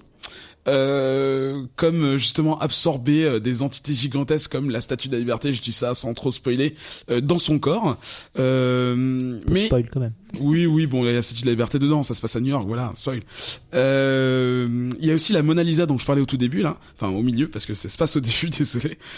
Qui doit essayer, donc en fait voilà, quand ils l'ont extirpée, elle prend forme humaine, elle prend vie aussi, donc elle a des pieds, donc elle a pas que son buste, et elle essaye justement depuis qu'elle est sortie de son tableau de vivre une vie tout à fait ordinaire dans le New York donc contemporain, alors que ça fait 500 ans que elle a été peinte. Donc ça c'est marrant parce que en fait c'est le personnage un peu, c'est pas forcément comic relief, mais elle fait sa crise d'ado. En fait, on la voit en train de faire de l'essayage parce que elle en a marre de sa robe marron là. Elle s'habille en punk, elle se coupe les cheveux sur les côtés en se laissant des mèches devant. Enfin, c'est n'importe quoi. Oui, je vous parlais de flashback. La série se passe à deux époques. Vous avez donc l'époque contemporaine avec Reggie et les flashbacks donc qui se basent sur la vie de Art Ops, donc cette agence, au moment où la mère de Reggie est un peu plus jeune et voilà, il découvre certaines choses justement sur toute la science et on va dire la magie de ce que tout ça représente. Donc ça se passe dans les années 60-70 et on apprend que voilà que depuis que Reggie est bébé, il est mêlé à tout ça et que en réalité voilà, il y a plusieurs raisons pour lesquelles il a été pressenti pour devenir le nouveau directeur de l'agence. J'avoue que j'ai pas trop compris ce que voulait l'antagoniste. À part vouloir dérober les œuvres, des grandes œuvres magistrales pour les rendre moches, parce que elle aussi, elle est moche et que c'est pas juste. Donc, je trouve pas ça très très pertinent. Et on a quand même affaire à un comics qui est vraiment barré, hein, parce que ça part en couille. Je vous ai dit l'art, je parlerai un peu plus de l'art après, mais l'art y est pour beaucoup. J'ai bien aimé l'idée que chaque œuvre d'art par ce qu'insuffle son artiste a une vie. Voilà, c'est une idée que n'importe quel artiste peut se demander, est-ce que quelque chose a une valeur parce que j'y pense, est-ce que on est supposé voir, est-ce que les autres vont voir ce que j'ai pensé en termes d'émotion parce que je ressentais ça au moment où je l'ai fait. Ça c'est toute la subjectivité de l'art et c'est ce qui fait que l'art c'est super intéressant. Mais voilà, du simple gribouillis à la Chapin 16, en gros, tout ce qui contient un peu d'émotion est considéré comme de l'art et c'est un message que j'ai entendu depuis que je suis petit et qui est bien respecté là-dedans. Sauf que il y a un truc qui m'agace, c'est que l'antagoniste, c'est tout l'inverse de tout ça. Donc OK, là ça se compense un peu, mais oui, pardon. Dit comme ça paraît un peu normal. Oui, d'où le terme antagoniste, c'est un peu mal choisi, mais l'antagoniste en fait c'est une œuvre d'art pas très jolie, hein, mais qui en fait te définit l'inverse, te dit que au lieu de dire que l'art c'est quelque chose d'universel et que chaque personne va définir les limites de la beauté et du moche selon ses propres goûts, et elle détermine ce que c'est qu'être moche, elle détermine que elle est moche et du coup elle va déterminer ce qui est beau, le voler et le transformer en truc moche selon elle. Bon, après ça reste des trucs monstrueux, donc quelque chose de monstrueux en général c'est pas toujours très beau, mais voilà, c'est subjectif, on parle d'un concept subjectif et on nous donne un ordre dessus. Ça m'a plutôt agacé. On nous dicte ce qui est moche. Et en plus c'est la vie d'un seul personnage, donc c'est vraiment très très dommage. Le concept est cool, mais l'application est un peu vague. Je vais vite par des dessins, donc c'est Michael Red dont je vous ai parlé, avec des formes très rondes, des couleurs très flashy. C'est joyeux, c'est entraînant, pop art. Voilà, c'est du pop art, hein. C'est purement ça. Enfin, pour celles et ceux qui ont pu déjà lire iZombie et d'autres œuvres de lui où ils ont participé, vous ressentirez tout de suite la patte. C'est exactement le même trait, c'est extrêmement agréable. Ça coule sur l'œil, quoi. C'est vraiment, c'est vraiment agréable et surtout dans les flashbacks qui se passent dans les années 60, ça peut jamais mieux coller que avec cet artiste. Pour encore une fois ceux qui ont iZombie, cette fameuse personnage qui est une idole des années 30-40, qui est encore mieux dessinée justement parce qu'elle est ancienne et anachronique par rapport à ce qui se passe dans l'époque contemporaine, et ben lui il fait ça mais avec les deux époques et c'est vraiment superbe, c'est sublime. Et je vais pas faire mon gros relou comme Ben, mais il se peut que dans certaines pages le dessin soit un peu inégal.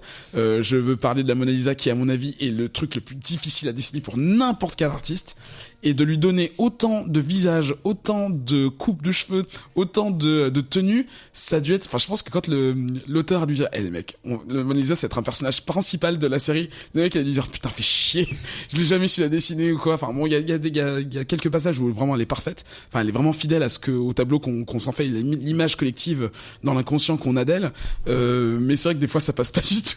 Ça ne passe pas du tout. Donc moi je recommande ça aux fans d'Allred parce que c'est une pure continuation de son boulot. Par contre, si vous voulez une analyse un peu consumériste de ce qu'est la beauté dans l'art, tout ça, le message, bon, je pense que je vais continuer parce que je suis très très curieux de où est-ce qu'ils veulent aller. Mais ouais, je sais pas trop à qui recommander. À part vraiment aux fans de l'illustration. Pour l'histoire, c'est un pari compliqué parce que voilà, partir sur un sujet aussi large que la beauté ou l'art et c'est super chaud quoi. Et là, je trouve que c'est très très vague dans ces trois premiers. Donc, mais je suis très très curieux de savoir. Donc là, je sais ça part assez mal pour moi là. Je suis pas très satisfait de ces trois numéros. Non, je suis d'accord. Mais j'ai très envie de voir quelle est l'intention finale. J'aimerais bien savoir ce que vous en avez pensé. Grégo, on va dire. C'est marrant, ouais. J'ai l'impression que tu vois le truc très très premier degré. Moi, je l'ai pris vraiment très second degré du coup, et j'ai vraiment vraiment accroché. J'étais surpris. C'était la dernière review sur la liste. Je l'ai pris un peu sur la fin. Je dis bon, je vais lire ça vite fait. Pas trop séduit par la couve. Je me suis dit qu'est-ce que c'est encore que ça a l'air art machin, un truc d'intello. Et là encore une fois, les 2-3 premières pages, bam, tout de suite ça marche. Quand ils sortent Mona Lisa là dans le Louvre, tu te dis mais qu'est-ce que c'est que ce truc barré. Et puis après là où il perd son bras, où t'as un chirurgien complètement taré qui arrive avec son pot de peinture et ses pinceaux et qui lui refait un bras de toutes les couleurs. Tu dis ouais, ça part dans du gros n'importe quoi. J'ai vraiment accroché, ouais. Autant le rythme, les folies, les excentricités qui se permettent dedans, que le dessin, du coup, en effet, ouais, iZombie, ouais, je me rappelle, je m'étais fait la remarque aussi, le côté très pop art qui marche du coup là super bien.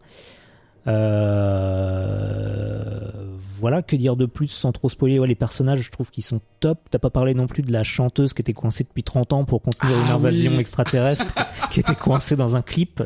Donc le body là, va la sortir de là. Meuf, c'est fini. C'est bon, t'as fini ta mission. Et du coup, ces extraterrestres qui venaient eux-mêmes d'une œuvre d'art d'ailleurs. Oui. Puis la Mona Lisa complètement décalée, l'autre qui veut pas assumer son rôle de nouveau chef de Art Ops là.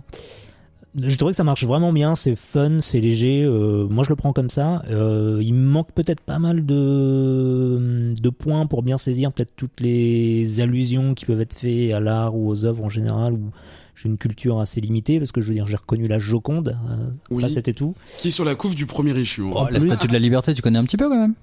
C'est français, monsieur, c'est français. Ouais, ça me dit quelque chose. Et non, voilà, j'ai vraiment accroché, je pense que je vais continuer, ouais, avec grand plaisir. Et toi, Adrien ?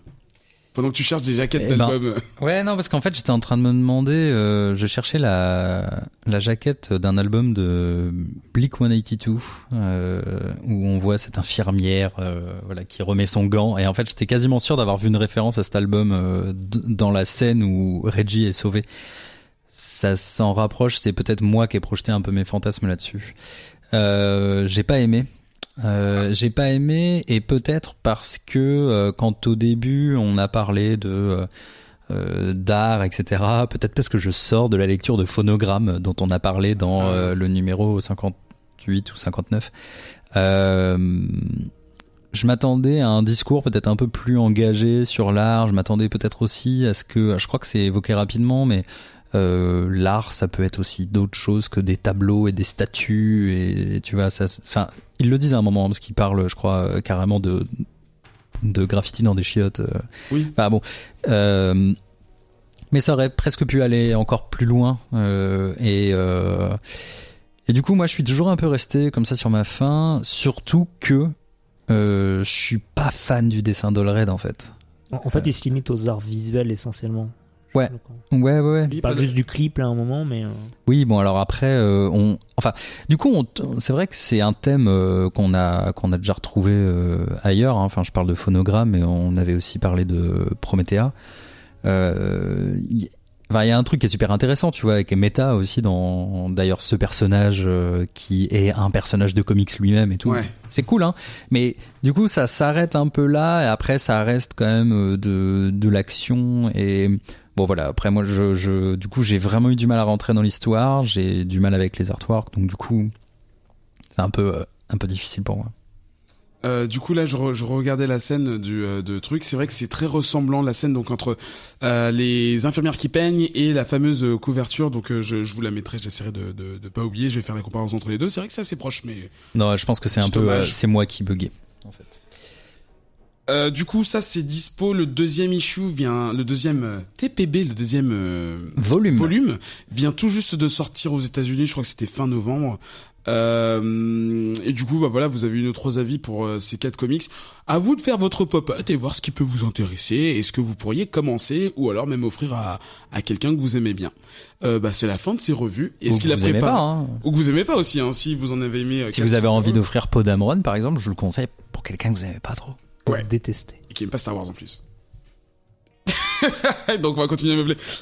Donc oui, on se retrouve dans quelques instants, en fait, genre dans 25 secondes, même pas un peu moins, pour parler d'une série de Cinemax qui s'appelle Outcast. À tout de suite. Le comics ? Est-ce que vous avez déjà mis le feu aux jeux vidéo ? Jay, Fox, Caféine, Alex le serveur et Inks le font à chaque numéro des tauliers. Ils ne se fixent aucune limite pour célébrer leur amour du jeu vidéo, de son histoire et de son industrie. Pour le meilleur, comme souvent pour le pire, ils dépiotent des sujets d'actualité ou reviennent sur des dossiers brûlants. Les Tauliers, une émission Radio Kawa.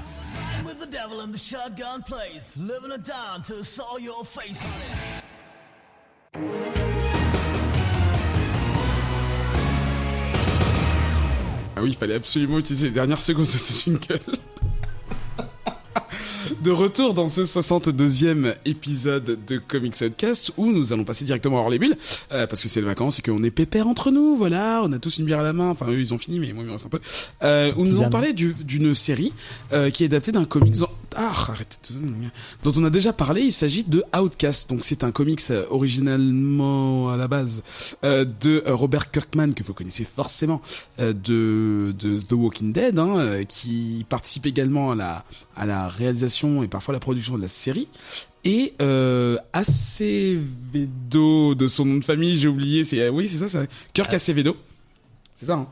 Non, là t'inventes un nom, là tu parles de qui? Je parle de l'artiste de Outcast du comics. Ah mais non, tu veux parler de Azaceta. Ah bah Zeta, oui, Acevedo c'est autre chose. Paul, qui n'est pas du tout la même personne. Donc voilà, cette série donc qui a commencé à la fin du printemps 2016, qui contient 10 épisodes, donc reprend l'histoire, enfin la trame principale de Outcast, donc ce comic qui en est déjà à son 3e volume, hein, je crois qu'ils sont une vingtaine de issues, donc ça avance pas mal. On est encore loin de Walking Dead, hein, mais bon en même temps Walking Dead ça a commencé il y a longtemps. Je retrouve le casting, je suis désolé, j'avais la page ouverte, j'ai tout perdu. Non, c'est là. Donc à l'intérieur de la série, on a quand même pas mal de personnages, hein, parce que sinon c'est chiant de regarder juste des paysages sans personne dedans.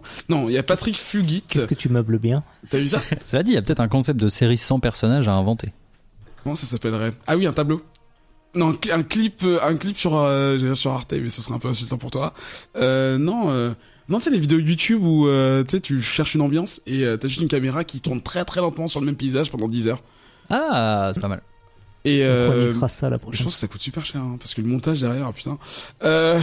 Philippe Glenister, qui est un Anglais, hein, que je rappelle, il vient de plein de méga séries en Angleterre que j'ai vu dans ce truc de merde, Le héros. et qui joue, le révérend, Ouais. qui joue donc le révérend, oui, pardon, donc Patrick Fouguil joue Carl Barnes, le protagoniste.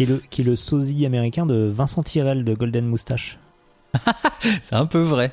Mais c'est aussi le sosie américain du personnage du comics. Hein.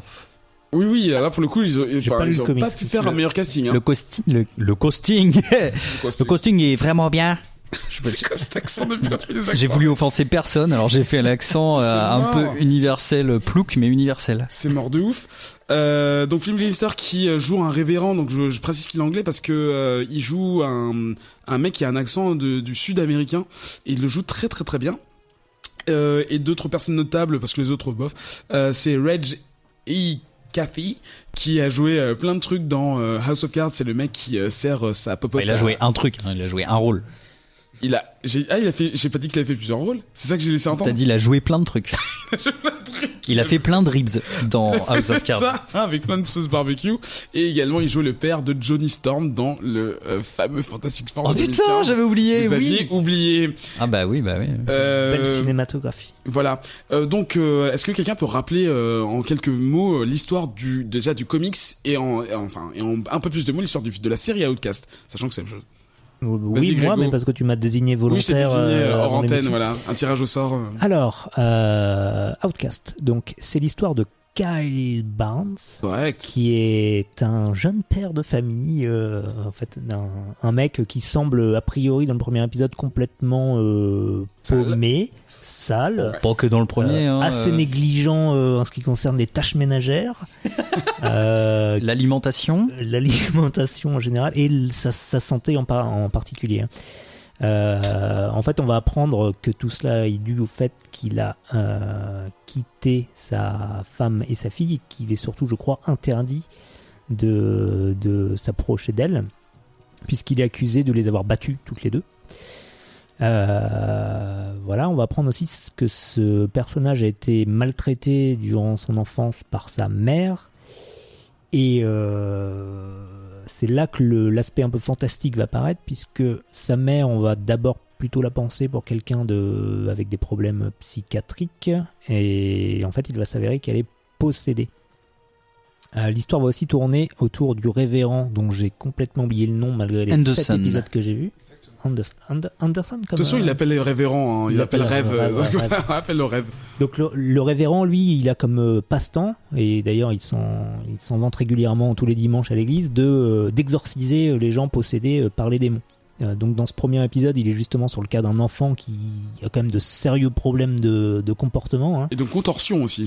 et de contorsion. Je veux dire, quand tu arrives à te manger les doigts, c'est que là, faut consulter. Et donc ces deux personnages vont se retrouver à teamer, je ne sais plus par quel biais d'ailleurs, mais À cause de cet enfant, justement. à cause de cet enfant, Ouais. mais je sais plus comment ils se retrouvent tous les deux. Et on va s'apercevoir que ce Kyle là est peut-être pas quelqu'un de si normal que ça, puisqu'il a la faculté apparemment de pouvoir réellement faire sortir les démons du corps des gens possédés. Enfin, on dit les démons, mais on ne sait pas exactement ce que c'est, puisque ça se présente sous la forme de vomi noir qui flotte dans les airs, en gros, Qui est assez fréquent. qui est Oui. assez fréquent. Mais en général, Vraiment, t'as pas vu beaucoup d'exorcismes, hein, parce que c'est tout. et le vomi qui te retombe dessus, mais le vomi qui va au plafond, je l'avais jamais vu. Beaucoup de montage pour ça aussi. Et du coup, bah, la trame va se jouer autour de ces deux personnages qui vont, au fur et à mesure des épisodes, rencontrer des gens possédés, s'apercevoir que peut-être éventuellement le révérend, même s'il pensait bien faire, n'avait pas les capacités pour correctement exorciser les gens. Voilà, et puis ce Kyle un peu paumé qui... Sale. un peu paumé, sale, et finalement il a un bon fond, il est pas si sale que ça, il arrive à se réinsérer s'il fait un minimum d'efforts. Et voilà pour la trame. Est-ce que vous voulez mon avis aussi? Oui, bah oui. Moi j'ai pas lu les comics, donc j'ai commencé directement la série. J'ai particulièrement accroché au premier épisode, que je trouve qui pose une vraie ambiance, qui est limite flippant quand même. Pourtant je suis une grande personne, mais il il y a vraiment des bonnes choses dans l'ambiance, dans l'atmosphère. De toute façon, un enfant possédé, ça fait toujours un petit peu peur. Parfois aussi, t'as juste la musique, t'as quelqu'un en train de manger ou en train de faire la vaisselle et t'as juste la musique qui fait peur et tu dis oh là là, qu'est-ce qui va se passer? Et en fait, il se passe pas forcément grand chose, le générique, un petit vomito comme ça, mais un petit vomi, un petit vomi noir, mais rien de. Et voilà, il y a une vraie. Je trouve que le pilote est particulièrement bien réussi. Moi, j'ai vraiment accroché. J'ai vraiment regardé pour préparer l'émission, mais au final, j'ai été happé par la série. Les épisodes suivants sont un peu plus aléatoires. Les 9 suivants. non, mais il y en a. Globalement, on en discutait en antenne. Moi, je trouve qu'il se passe quand même pas mal de choses assez intéressantes au fur et à mesure des épisodes. Les personnages évoluent. On apprend un peu plus sur Kyle. Bon, j'ai pas encore fini. Je suis le seul à pas avoir terminé. Presque pas. T'as presque pas terminé. J'ai presque pas terminé. Il te manque pas grand chose. Et voilà. Après, niveau acteur, etc., j'ai pas la prétention d'être capable de donner un avis extrêmement pertinent. Ça me paraît quand même de bonne facture. En fait, je suis surpris que cette série soit pas entrée dans mon scope avant qu'on en parle pour l'émission, parce que finalement j'accroche bien et j'ai l'impression que c'est plutôt. Moi, c'est un peu la question bon parce que là on parle. Quand est-ce qu'elle s'est terminée cette série? Cet été, vers juillet. Elle est passée sur Canal. Donc bon, il y a un petit moment quand même qui est terminé. On en parle aujourd'hui parce que voilà, on a la faculté de regarder tout ça à froid. Mais si elle est pas rentrée dans notre scope, je pense que c'est pas pour rien, quoi. Enfin, au final, cette saison 1 est quand même globalement un peu fade. Si le pilote est ultra prometteur, si la mise en scène, je trouve, et la réal garantissent cette ambiance horrifique, cette pression, cette moiteur. Alors je me souviens bien j'ai review Outcast dans Comics Outcast, le comic dans le podcast, et j'avais adoré moi dans la version papier de Kirkman, cette espèce de moiteur dégueulasse du sud où l'ambiance est poisse. Tu vois, les gens ils sont tous un peu ils sont tous noirs, tu vois, vraiment dans leur âme, quoi. Et clairement, il y a plein de personnages comme ça tu sens qu'il y a quelque chose qui va pas avec eux. Ils sont tous négatifs, il y a toujours un problème. Voilà, c'est quand même une petite communauté, c'est une petite ville, et les choses, il y a les rumeurs, il y a les a priori, il y a la difficulté de porter les stigmates du passé. Enfin, chaque personnage finalement est une espèce de personne brisée, tu vois, et c'est vraiment sur ça, en fait, je pense. D'ailleurs, clairement, genre dans l'écriture de Kirkman, on voit que je pense au même titre que les zombies ne sont pas la principale menace de Walking Dead, la principale menace de Outcast, ce ne sont pas forcément les démons, ou du moins pas les démons littéraux, mais les démons figurés que chaque personnage porte en lui, tu vois. Ils ont chacun leurs problèmes, ils ont chacun leur passé, ils ont chacun leur stigmate, et je pense que c'est une série papier qui était à ce sujet-là, et à ce niveau-là, ça se reproduit assez bien à l'écran. Moi, je recommanderais la série à ceux qui ont aimé et qui savent apprécier The Walking Dead pour cet aspect non pas horrifique, parce que c'est pas une série qui fait peur, c'est pas, effectivement, comme tu dis, 2-3 vomis et de la musique qui va fort de temps en temps. Je pense que Cinemax s'est un petit peu planté de temps en temps à vouloir le vendre comme une série d'horreur, etc. Oui, il y a des exorcismes, oui, il y a des gens qui vomissent des démons, mais dans le fond, c'est quand même surtout une histoire d'un mec qui est brisé, qui a perdu sa famille, qui veut protéger sa femme, enfin son ex-femme, de son passé, de ce qui a pu se passer. Ça fait 2 fois passé. Et voilà. Et en fait, c'est très très lent. Alors, vraiment sur le coup, il y a des épisodes que j'ai subis. Je me suis dit, waouh, c'est chiant. Et en fait, faut réussir à rentrer dedans, à avoir un petit peu d'empathie avec les personnages. Ça marche pas toujours. Excuse-moi, tu regardais la série avant avant de préparer pour la review d'aujourd'hui ou... Alors j'avais commencé, je m'étais arrêté et puis est arrivé le point où finalement j'ai arrêté le comics aussi, et là en fait en reprenant la série je suis allé plus loin que là où j'étais dans le comics, donc je ferai pas de comparo entre les deux, ça sert pas à grand chose, mais au final je trouve que c'est une série qui aurait pu être beaucoup plus dense. Elle fait 10 épisodes, je pense qu'elle pouvait en faire 6 ou peut-être même un tout petit peu moins. Le grand méchant est pas forcément le rôle le mieux joué du monde. On peut reprocher beaucoup de choses, mais il y a quand même des bons trucs, et je pense qu'il faut toujours soutenir un peu les séries de genre, parce que on en a besoin, que ce soit de l'exorcisme, du zombie, de slasher, enfin je sais pas quoi. Je pense qu'il faut soutenir ces créations-là, qui sont quand même des œuvres qui, malgré leur statut d'horreur, genre ont toujours quelque chose à dire. Et là, il y a des trucs qui sont assez forts, je trouve. Juste humainement, quoi. Moi, j'ai trouvé que tu viens de dire humainement. Je trouve que il y a pas beaucoup de séries où on tacle aussi frontalement beaucoup de problèmes de la société. D'aujourd'hui. Dès le début, dans le premier épisode, on a un adulte qui frappe un enfant parce qu'il est possédé. Juste parce qu'on lui a dit qu'il était possédé. Et on a un autre adulte qui dit frappe-le. J'ai vu cette scène, franchement, c'est le truc qui m'a fait le plus peur, au-delà des voix démoniaques et des grosses taches noires. Justement, on parlait de ça. C'est des trucs qui m'ont choqué. On voit des flashbacks de la potentielle agression de la fille du héros. De voir des mains d'adultes autour d'un coup d'enfant, ça m'a vraiment touché.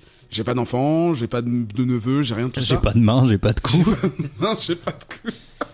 J'ai pas de trachée. Enfin, non, mais voilà, c'est le genre de choses qui, pour moi, c'est ça les choses choquantes, c'est ça les choses qui font peur, parce qu'en fait, ça montre des choses qui se passent tous les jours. Toutes les scènes de maltraitance aussi avec sa mère, les flashbacks. On a, où tout à l'heure, on voit un enfant terrorisé par sa mère. C'est ça qui est flippant. Et les gamins jouent super bien.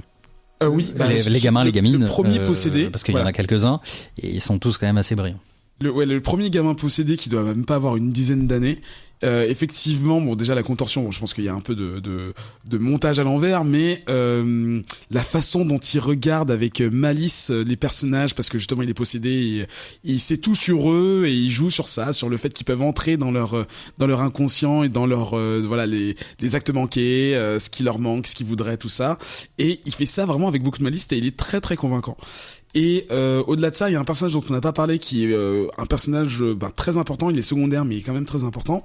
C'est le personnage de la sœur cadette du héros, qui est en fait la bouée de sauvetage, qui vient dès le début lui dire écoute mec, t'as pas pris de douche depuis je sais pas quoi, t'as pas pris d'eau, et ainsi de suite, qui vient le sortir de son trou pour lui faire enfin sortir et voir le jour, et justement se dire que la vie ne s'arrête pas à cette interdiction de voir ses proches, et que déjà il y a elle, et que il peut travailler, il peut et ça c'est justement c'est la seule lueur d'espoir, comme un phare dans toute cette grisaille, parce que c'est déjà une grisaille physique, parce qu'il fait toujours gris et moche dans cette ville pour une raison, c'est une histoire de ton.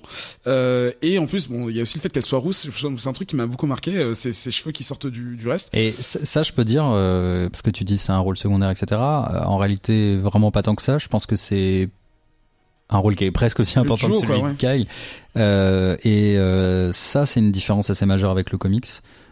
C'est le cas dans le déjà comics, le fait qu'elle soit rousse, mais même en fait là pour le coup Kirkman a eu la malice d'écrire deux personnages presque différents, enfin du moins aux trajectoires assez différentes d'un comics à l'autre, et c'est ce qui peut d'un média à l'autre, et c'est ce qui peut déstabiliser le lecteur ou le spectateur de l'un à l'autre. Et moi, je trouve ça toujours malin. Enfin, je fais partie de ces gens qui aiment bien les libertés ou les pas de côté que peut faire Kirkman. Ça fait deux œuvres. Sur son propre œuvre. Et ça, j'aime bien. Et du coup, moi j'ai eu, effectivement, c'est une série qui est très très très très longue à démarrer, qui est très contemplative, au-delà des problèmes de société qui sont mis très en avant, et surtout sans aucun filtre. C'est-à-dire qu'ils vont pas cacher, les scènes dont je vous ai parlé, tout, on les voit de plein fouet, et c'est pour ta gueule. On parle d'alcoolisme, on parle de viol, on parle, d'énormément de choses et je trouve que c'est extrêmement bien taclé dans cette série. Après le plot clair, si on s'attend à voir voilà de la science-fiction, de la magie, d'un antagonisme entre le diable et Jésus et ce genre de choses, ne regardez pas cette série. Hein. C'est pas l'exorciste pur. C'est vraiment un truc sur les personnages. Que ce soit le révérend, la sœur, le chef de police, enfin le shérif pardon, et même son subordonné, ils ont tous un lourd fardeau qui doit se traîner, qui est plus ou moins secret et qui revient toujours dans leur face. Et clairement, bah, tu le disais tout à l'heure, c'est comme dans Walking Dead, c'est pas les zombies qui font peur, c'est en fait c'est voilà, c'est la nature humaine, de quoi sommes-nous capables dans des situations données. Et là, c'est pareil. On a voilà des choses qui mettent du temps à apparaître, mais voilà, quand on gratte un peu à la surface, on découvre ces choses graves. Et en fait, on voit que bah c'est ça les démons, c'est vraiment c'est ces poids pour lesquels il est impossible de s'en débarrasser, et que parfois il faut faire des choses drastiques pour y aller. Et on a beau être gentil, être l'élève modèle, ce genre de choses, avoir une profession respectable, on est tous des humains et voilà, on peut tous passer certaines limites et voilà. Et ça, je trouve que cette série, pour ce message-là, elle est très bien. J'imagine que dans le comics, c'est peut-être abordé différemment et non, ça m'a donné beaucoup de Je sais pas si c'est très, enfin, tu vois, il y a pas un gros message, quoi. Non, mais moi c'est comme ça que j'ai perçu. Moi, je m'en foutais au bout d'un moment des démons. Hein. C'est vraiment voilà des conclusions dark. Ils entrent là-dedans. Moi, ce que je trouve vraiment super intéressant, c'est cette, comme tu dis tout à l'heure, cette team, enfin ce duo qui existe tout de suite entre Kyle Barnes, potentiellement outcast / exorciste apprenti malgré lui, qui vient aider le révérend qui lui en fait déjà, etc. Et puis au final la situation se retourne un petit peu et ils vont devenir plus ennemis qu'autre chose. Deux écoles différentes. Voilà, deux écoles mais qui s'opposent avec avec de la jalousie, avec des peurs personnelles ultra profondes, etc. Et bon, en fait, tout se résume à chacun devrait dire ou faire une petite chose et puis ils mettent 10 épisodes à le faire, donc ça peut être un peu on perd du temps, on perd beaucoup de temps, peut être un peu tendu quoi, tu vois, quand t'arrives à l'épisode 9 ou 10 et que Kyle ou je sais pas qui accouche sa chiasse, tu vois, et t'as envie de lui dire eh bah putain il a fallu du temps quand même, hein. Mais bon voilà, mais c'est moi je trouve ça je sais pas, en fait vraiment au fur et à mesure du truc je me disais je vais en dire du mal de cette série, puis en fait non mais t'en as dit du mal. Ouais, un petit peu. Oui, tu veux conclure ? Ouais, peut-être. Moi, je l'ai moins ressenti ça, peut-être pour deux choses, parce que je l'ai binge-watché pour préparer cette émission. Donc, du coup, j'étais moins dans l'attente pour chaque épisode de quelque chose. Peut-être, et de deux, je sais que j'ai beaucoup de facilité pour les séries un peu lentes ou voilà, ça me dérange pas moi. Eh bien, donc cette série, j'imagine qu'elle devrait être disponible en DVD très prochainement sur notre territoire, car elle est apparemment passée sur Canal+. Donc bon voilà, je pense que c'est un truc qui devrait pas tarder à débarquer. Et sinon, vous pouvez les pirater. Donc c'est la fin de cette 62e émission. Merci à toutes et à tous de nous écouter toujours aussi fidèles. C'était la dernière émission de l'année 2016. J'ai eu peur. Voilà, j'ai peur. C'était la dernière émission à tout jamais. C'est terminé. Ouais. Bah merci. On pouvait pas faire une meilleure émission que celle-là. Hein. Je pense que si. Non mais pour conclure l'année, quoi, je veux dire. On sait pas si c'est la dernière émission. Tu vois, peut-être demain c'est la fin du monde. Ah, on va pas spoiler l'actualité. Ah oui, et comme ça, oui, la dernière émission sera l'autre émission, ok, effectivement. Et donc, est-ce que justement dans un monde vous n'aurez jamais la première blague de 2017. Est-ce que ça va devenir un fan footage, ce qu'on a ou pas? Genre oui, voilà comment vivaient les gens en 2016, ils écoutaient des podcasts sur les comics. Oula, excusez-moi, j'ai failli m'arracher l'oreille. On va dire merci à nos deux chroniqueurs / un chroniqueur et un attention, on va rajouter du temps à l'émission. Je suis celui qui en... Grégocentrique. Oui, bonsoir. Tu voilà, ça a vu? Bah ça va, moi je ne réalise pas, je ne présente pas, je donnais juste mon avis. Chronique. Ça me va bien, j'adore donner. Ça. Et tu nous as donné bien. On te retrouve sur Twitter? Sur Twitter, sur Twitter. Ok. À très bientôt. Et Adrien? Oui. On te retrouve où? Oh pareil, retrouvez-moi aux manettes du compte Comics Outcast sur Twitter et Facebook. Envoyez-moi des DM coquins et voilà. Adrien Larousé, Grégocentrique, et moi, Maître Fofana. Peut-être que la semaine prochaine, ça va se sonner. Ouais, mais je vais changer. Nouvelle année, nouveau blaze, t'as vu. Nous, on se retrouve dans 2 semaines, début janvier, pour notre 63e épisode. Vous avez vu, j'ai pas dit l'année prochaine parce que c'est le genre de truc qui me saoule, parce que c'est une blague de merde, elle est merdique. Pour parler de plein de trucs, c'est vrai que ça n'a même pas encore été établi. Mais si, on sait à peu près, ce que c'est. Ah oui! On dit ou pas? On dit ou pas? Je sais pas.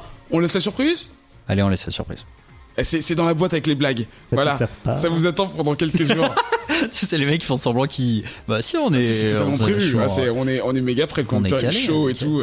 Facebook, Twitter pour les commentaires, Instagram pour les bisous. Enfin non, en fait, vous choisissez ce que vous voulez pour n'importe quelle recommandation. Merci d'être toujours autant fidèles. À très bientôt. Ciao. Ciao. J'ai dit une connerie sur Charles Soule ou non? C'est bon. Non, je pense qu'on en a assez entendu, ça suffit. Qui veut une tisane? Moi, je veux une tisane. La tisane qui m'emmène directement chez moi. Sinon, c'est chaud.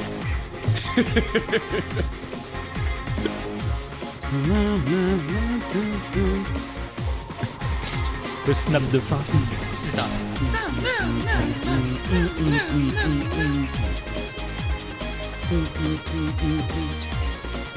Oh vite, il y a une blague qui s'échappe. Vite, rattrape.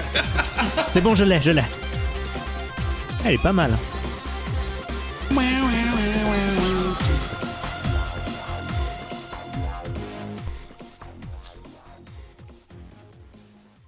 Tintin.